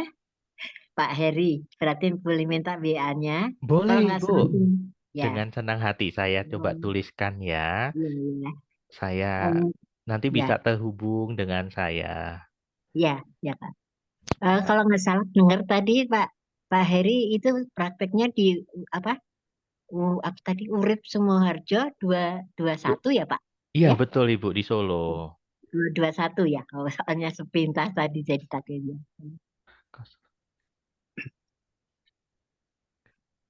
Izin Sumoharjo. boleh bertanya, Bu Boleh Dokter? Bapak, Oh, silahkan. silakan Pak. Ya, Iya, terakhir ini. ini makin bertambah waktu, makin larut, tapi makin seru ini menurut saya ini.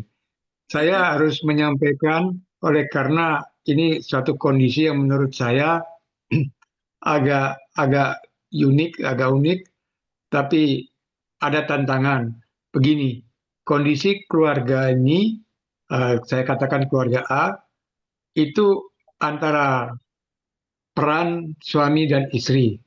Awalnya baik-baik saja, tapi tidak dipungkiri setelah berjalan, yang dimana ya ini kita ngomong dalam arti kondisi real ya, Bu Dokter maupun Pak Heri, yang mana mereka memang punya anak 3 perempuan. Nah, yang menjadi tantangan menurut saya adalah ternyata salah satu pasangan ini yang istilahnya itu adalah mengidap yang dibilang NPD, Narcissistic Personality Disorder. Tetapi pasangannya itu antara percaya, ya. Nah, tetapi makin bertambahnya usia pernikahan dan tentu anak-anak makin bertambah besar. Nah, yang saya lihat itu adalah bahwa ternyata dengan bertambahnya usia maupun juga bertambahnya uh, usia pernikahan dan bertambahnya bertumbuh besarnya anak-anak, ada satu yang dimana kekhawatiran saya bahwa ini bisa mempengaruhi tidak hanya hubungan suami istri ya atau ayah ibunya, tapi kepada 3 anak karena 3 anak perempuan ini diadopsi. Ini yang saya khawatir.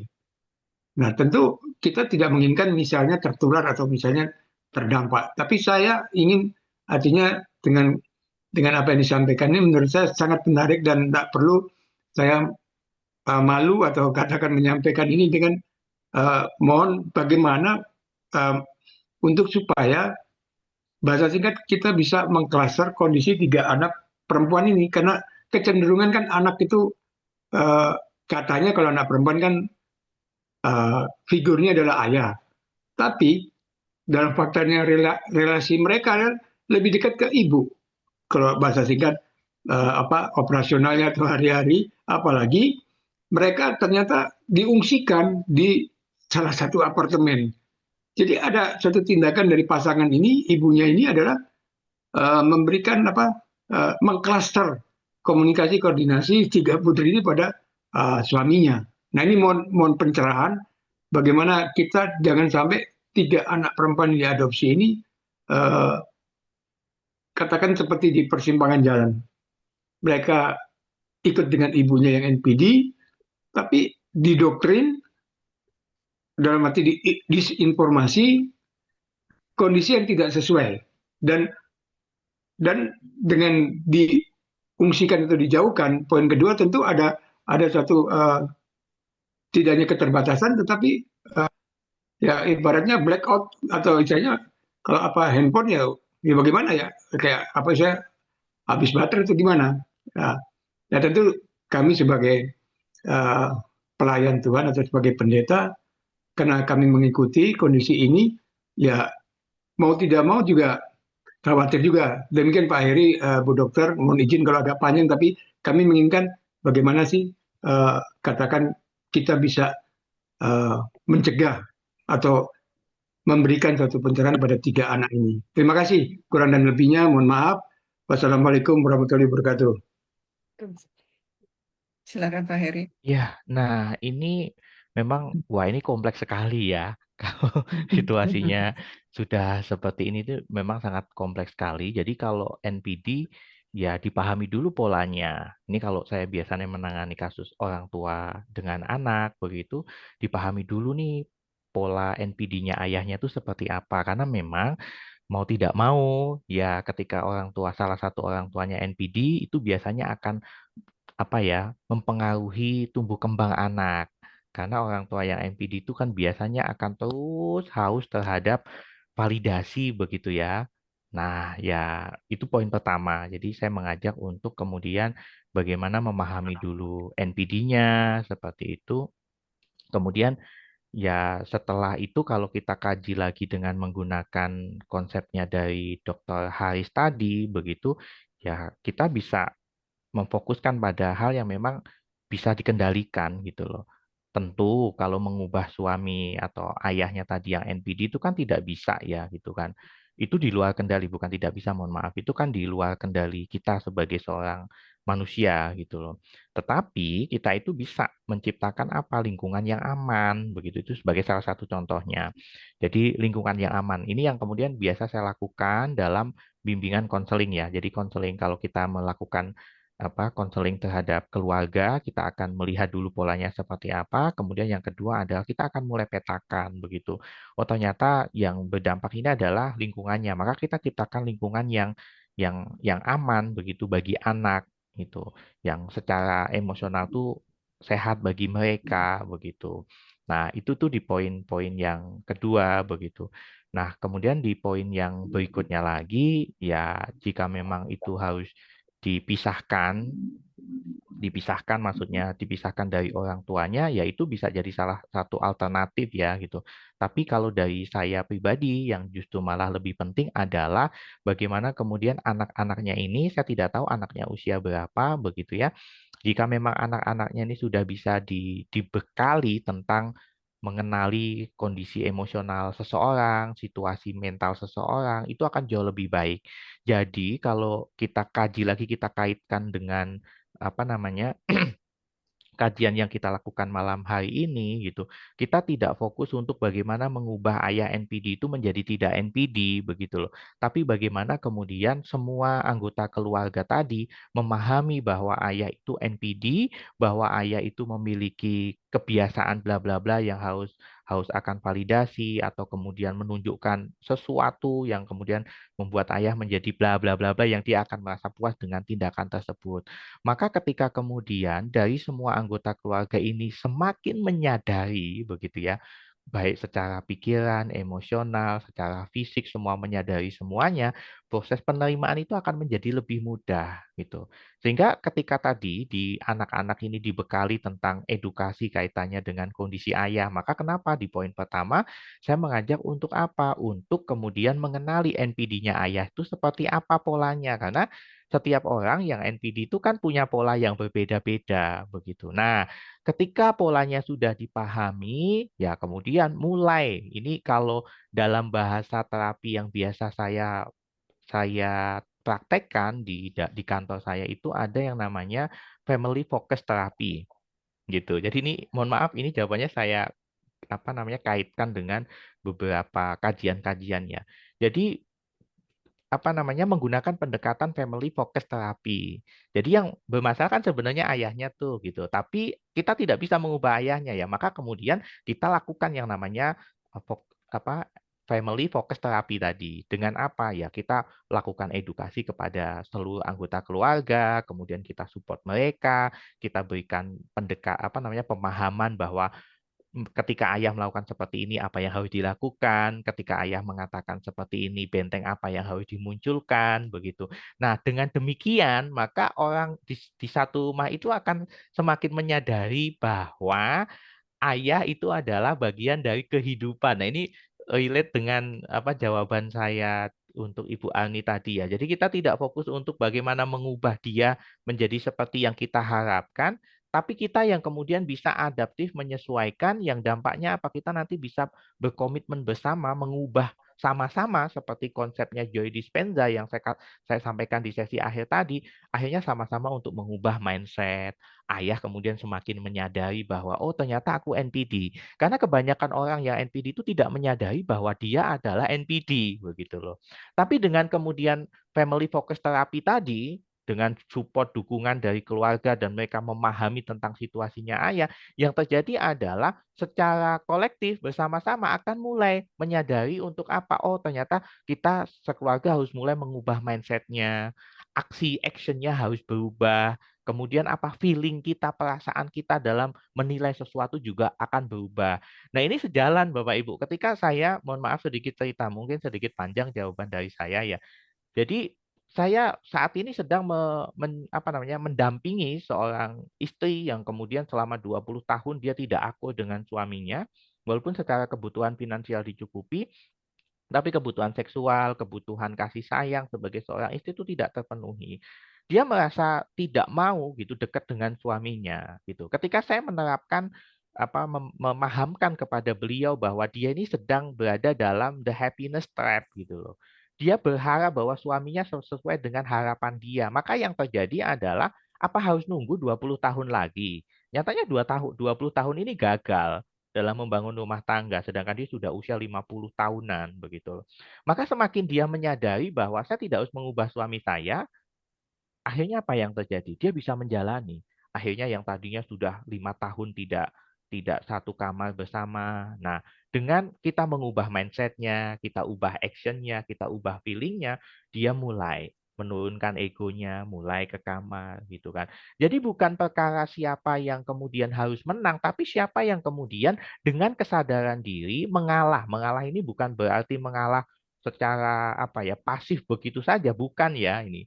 Jadi pengalahnya ini adalah mengalah yang kemudian secara aktif kita sadar bahwa aku melakukan ini untuk apa? Untuk ketenangan jiwa dan batin saya. Seperti itu, Pak Pendeta, jawaban dari saya. Jika nanti butuh yang lebih detail lagi nanti bisa kontak ke WA pribadi saya. Seperti itu. Semoga nanti kita bisa berdiskusi lebih lanjut lagi. Jadi, matur Baik, nuwun Pak Heri, matur nuwun Bu Dokter. sami-sami Pak Pendeta. Baik, Pak Heri, waktunya sudah 9.30, 35. Saya rasa cukupnya Pak Heri ya, kita diskusinya. Di chat juga sudah tidak ada pertanyaan, sudah tidak ada yang raise. Oh, masih ada, masih bisa Pak Heri. Boleh, Mohon silakan. maaf ini karena data dari tadi saya juga udah lihat karena open kamera terus ya, tapi namanya H H13 Pro. Bisa tolong namanya siapa Ibu? Silakan, silakan. Pak Heri masih bisa. Makasih Ibu dan Mas Heri. Assalamualaikum warahmatullahi wabarakatuh. Waalaikumsalam warahmatullahi Waalaikumsalam. wabarakatuh. Nama saya Ratna Ibu. Oke, silakan Bu Ratna. Kebetulan ini ketemu Mas Heri, ini teman kuliah saya dulu nih Mas Heri. Jadi Oh, oke. jadi sebenarnya mungkin sedikit saya mau sharing-sharing ya, mau tanya juga sama Mas Heri. Sebelumnya itu kan saya tuh salah satu yang menganut paham LOA ya, Law of Attraction. Jadi ya gimana caranya saya harus positive thinking lah untuk kalau kita positif pasti nanti ke depannya akan positif terus. Tapi memang ya setelah tadi dapat materi-materi dari Mas Heri juga ya memang benar untuk kita memang nggak melulu harus positif terus. Memang ada kalanya kita tuh harus nggak positive thinking itu nggak apa, karena kadang kalau ketika kita positive thinking kemudian kita punya ekspektasi yang sesuai dengan yang kita inginkan, ternyata itu tidak terjadi, ya itu tadi kan yang dijelaskan, nanti kita bisa kecewa dan lain-lain. Nah, mungkin yang di sini Mas pengen saya tanyakan ke Mas Heri, gimana ya caranya untuk kita itu switch dari kita positive thinking, kemudian kapan kita harus berhenti sejenak untuk positive thinking, untuk kemudian acceptance tadi, dan intinya kapan itu untuk switch-nya itu kita kapan harus positive thinkingnya, kemudian kapan sih waktunya untuk kita harus berhenti sejenak untuk positive thinking. Itu sih yang pertama.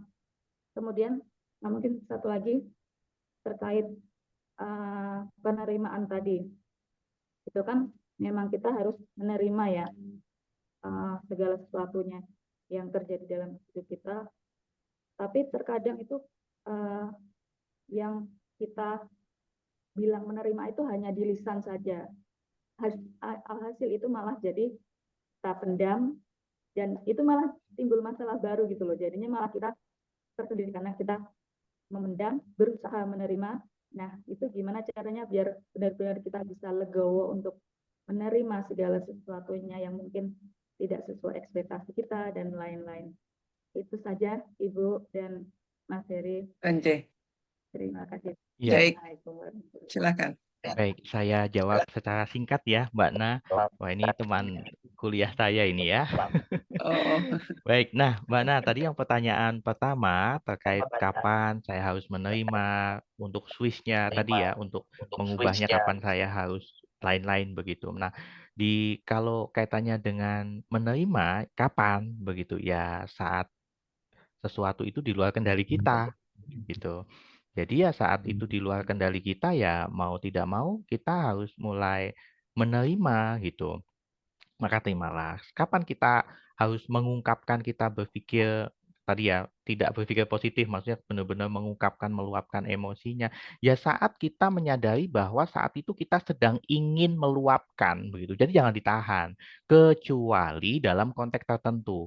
Menahan itu tidak selalu buruk. Misalkan di tempat umum yang harus apa namanya, kita ada sopan santunnya, ya kita menahan boleh, tapi jangan terlalu lama ketika kita merasa bahwa itu sudah ada di tempat yang aman gitu. Maka ya kita perlu segera luapkan perasaan kita segera melakukan validasi seperti itu.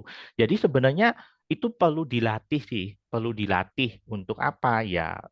Ya untuk memahamkan diri kita bahwa oh ternyata di saat waktu ini di luar kendali saya ya ya sudah saya terima aja gitu, memang ini di luar kendali saya, karena kalau di dalam kendali kita akan berusaha, masih terus berusaha, karena itu di dalam kendali kita. Tapi kalau sudah tidak di dalam kendali kita ya mau gimana lagi, kita ya hanya bisanya nerima gitu kan, seperti itu. Kemudian, kapan kita harus berhenti sejenak begitu, ya kan? Ini kan kadang-kadang orang juga, kapan sih saya harus berhenti sejenak? Ya ketika kemudian pikirannya Mbak Ratna ataupun kemudian Bapak Ibu yang lain itu sudah kemudian berputar-putar tanpa arah begitu loh.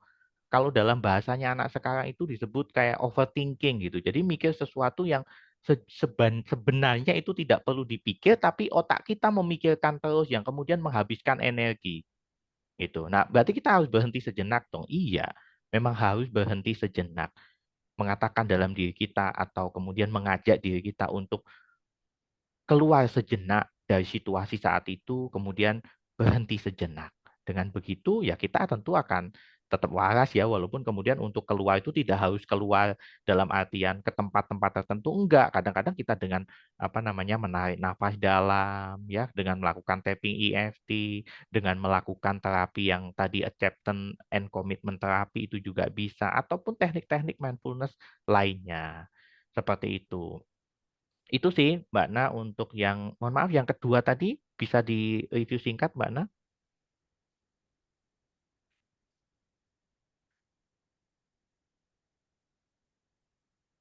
di unmute, Mbak Ratna. Ya, yang kedua tadi, mohon maaf agak sedikit lupa tadi belum kecatat. Yang ketika kita kan harus acceptance tadi ya, kita harus menerima.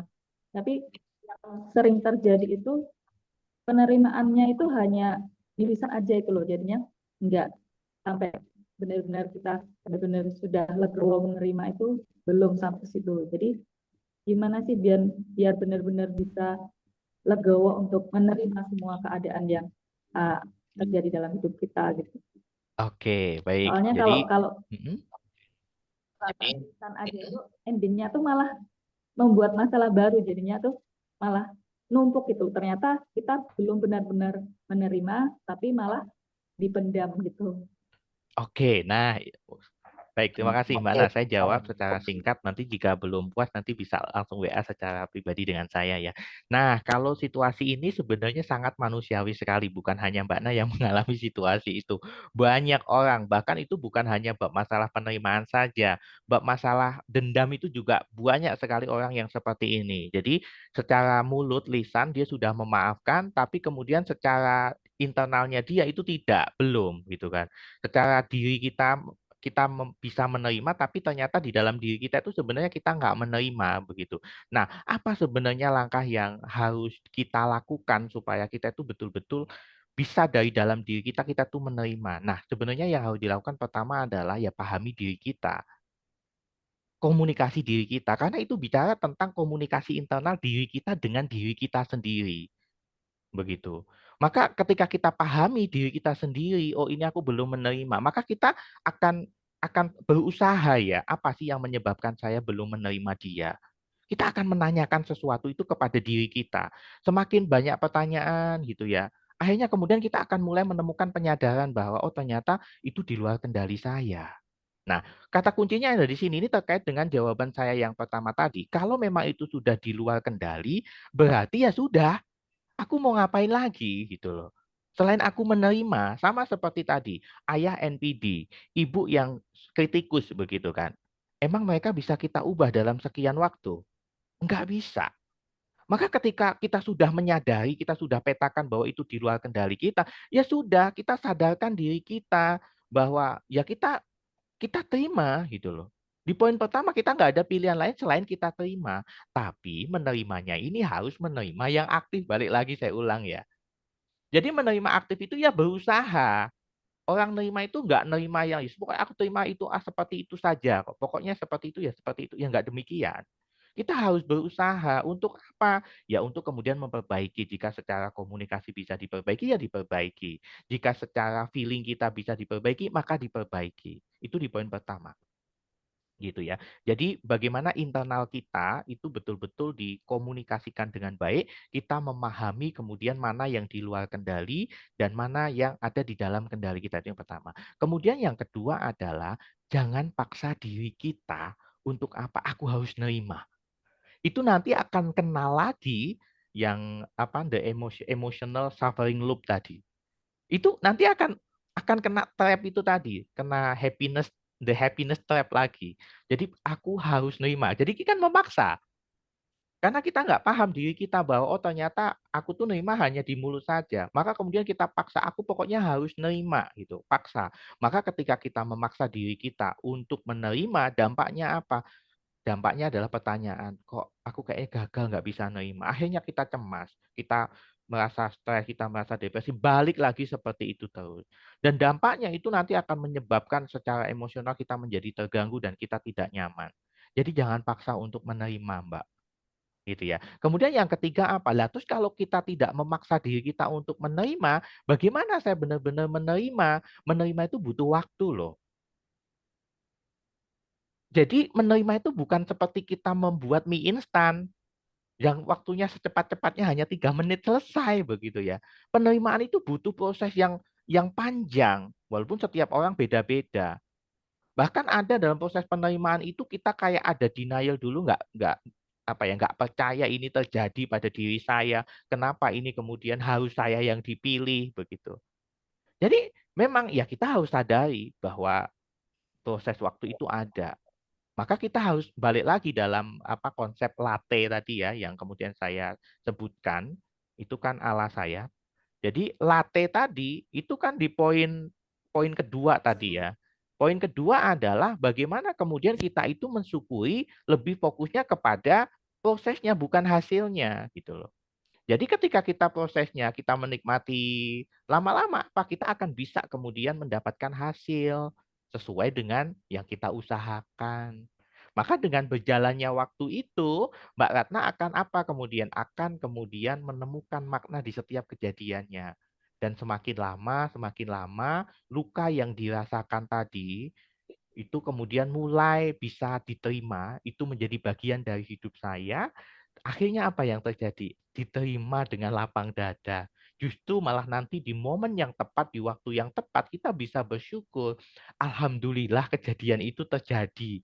Walaupun saya butuh proses yang lama untuk menerima, tapi akhirnya saya menyadari bahwa saya bersyukur dan saya menerima kejadian itu sebagai bagian dari hidup saya, dan saya kemudian mendapatkan nilai, mendapatkan value, mendapatkan makna dari kejadian tersebut sampai akhirnya kemudian bisa menerima. Kata kunci di poin pertama, jangan dilawan supaya tidak terjebak dalam the happiness trap. Seperti itu, Mbak Ratna, jawaban dari saya. Kalau barangkali nanti pengen lebih detail lagi, nanti bisa WA ke nomor pribadi saya. Begitu, Mbak Ratna, Bu Endah, dan juga Bapak Ibu semuanya. Di Pak Heri matur nuwun, cukup penjelasannya. Baik, karena waktu juga sudah hampir jam 10, Bapak Izin Ibu kalau sekalian. boleh, kalau boleh foto gitu, ada foto supaya ada kenangan pada momen Ya, ini. baik. Izin Bu Dokter, Pak Heri. Matur nuwun Silakan. sangat, Bu. Ya, sebelum kita foto mungkin closing statement Pak Heri, monggo. Oke, baik. Ibu, Bapak, untuk sesi hari ini, closing statement-nya adalah mari dengan kesadaran diri kita, jangan melawan diri kita sendiri. Diri kita ini adalah ya kita yang harus merawat, kita harus menyayangi. Jadi jangan dilawan dan terus berusaha untuk menjadi yang lebih baik, karena perubahan itu ada ketika ada tindakan. Jika Bapak Ibu tidak melakukan tindakan sekecil apapun untuk mengubah keadaan Anda, ya maka jangan berharap ada perubahan di dalam hidup Anda. Insya Allah itu, saya Hari Susilo, pamit undur diri. Wassalamualaikum warahmatullahi wabarakatuh. Waalaikumsalam warahmatullahi wabarakatuh. Kita foto dulu ya Pak, walaupun ini. Baik, Pak Heri, terima kasih sekali atas ilmunya, sharing ilmunya yang luar biasa terkait dengan late happiness ini. Eh, saya yakin semua peserta bisa mengambil hikmah positif ya, pelajaran dari materi ini, dan bisa menjadi bekal dalam menghadapi dinamika kita ke depannya. Baik, terima kasih juga kepada Bapak Ibu sekalian yang sudah hadir dan aktif dalam diskusi pada malam hari ini. Sebelum saya tutup, kita foto dulu ya. Pak Heri masih nggak bisa ini open mic ya. Open ini. Iya, Oke, kameranya silakan jelek open juga. kamera. Nggak apa-apa gitu Pak. Silakan. Nah, itu Bu Cici bisa ini. Silakan Bapak Ibu sekalian open kamera. Ya, Dokter Enda, terima Oke, kasih. Terima ya, kasih ya Mas Heri. Sama-sama, Pengalaman yang luar Ibu. biasa. Alhamdulillah. ya, ini udah saya foto. Oke, Pak Pendeta, Pak Andri, open kamera. Iya, terima kasih. Oke, saya ini lagi ya. Tuh Bu Aisyah, terima kasih. Oke, saya foto lagi. Ya, baik Bapak Ibu sekalian, sekali lagi terima kasih atas kehadirannya dan partisipasinya. Demikian juga Pak Heri, barakallah. Pak Heri, mudah-mudahan ilmunya tambah berkah, tambah banyak dan tambah bisa memberikan manfaat kepada banyak orang. Saya mewakili ICEP di acara ikon ini. Sekali lagi terima kasih kepada semuanya. Mohon maaf bila ada kekurangan. Sampai ketemu di acara ikon berikutnya di bulan November 2025. Assalamualaikum warahmatullahi wabarakatuh. Salam. Waalaikumsalam warahmatullahi wabarakatuh. Dokter, Matur Terima nuwun, maaf Bu kasih. itu Dokter. apa? Ya, WA-nya, Matur nuwun, Heri. maaf, Bu Dokter, dalam. WA-nya Pak Pak Heri belum ada kan? Tadi sudah Bu, udah di-share sama Pak Heri. Oh iya, kok saya kan nggak dapat ya. Oh, tadi di-share di ini. Pak Oke, Heri bisa di-chat. saya tulis ulang ya Bu di chat ya. Atau Iya di saya situ dapat saya. ya 089 6733111803. Ini sudah saya kirim di chat. Jika ingin nanti Ya, kita ya. bisa Ya, bersilaturahim atau lanjut. 089 Nggih, 0896 ya 733 11 11803. 11803. Oh, iya. Soalnya ini J. nggak bisa screenshot kebetulan.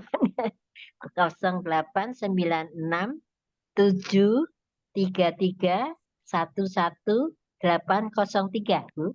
J. Sudah, Bu?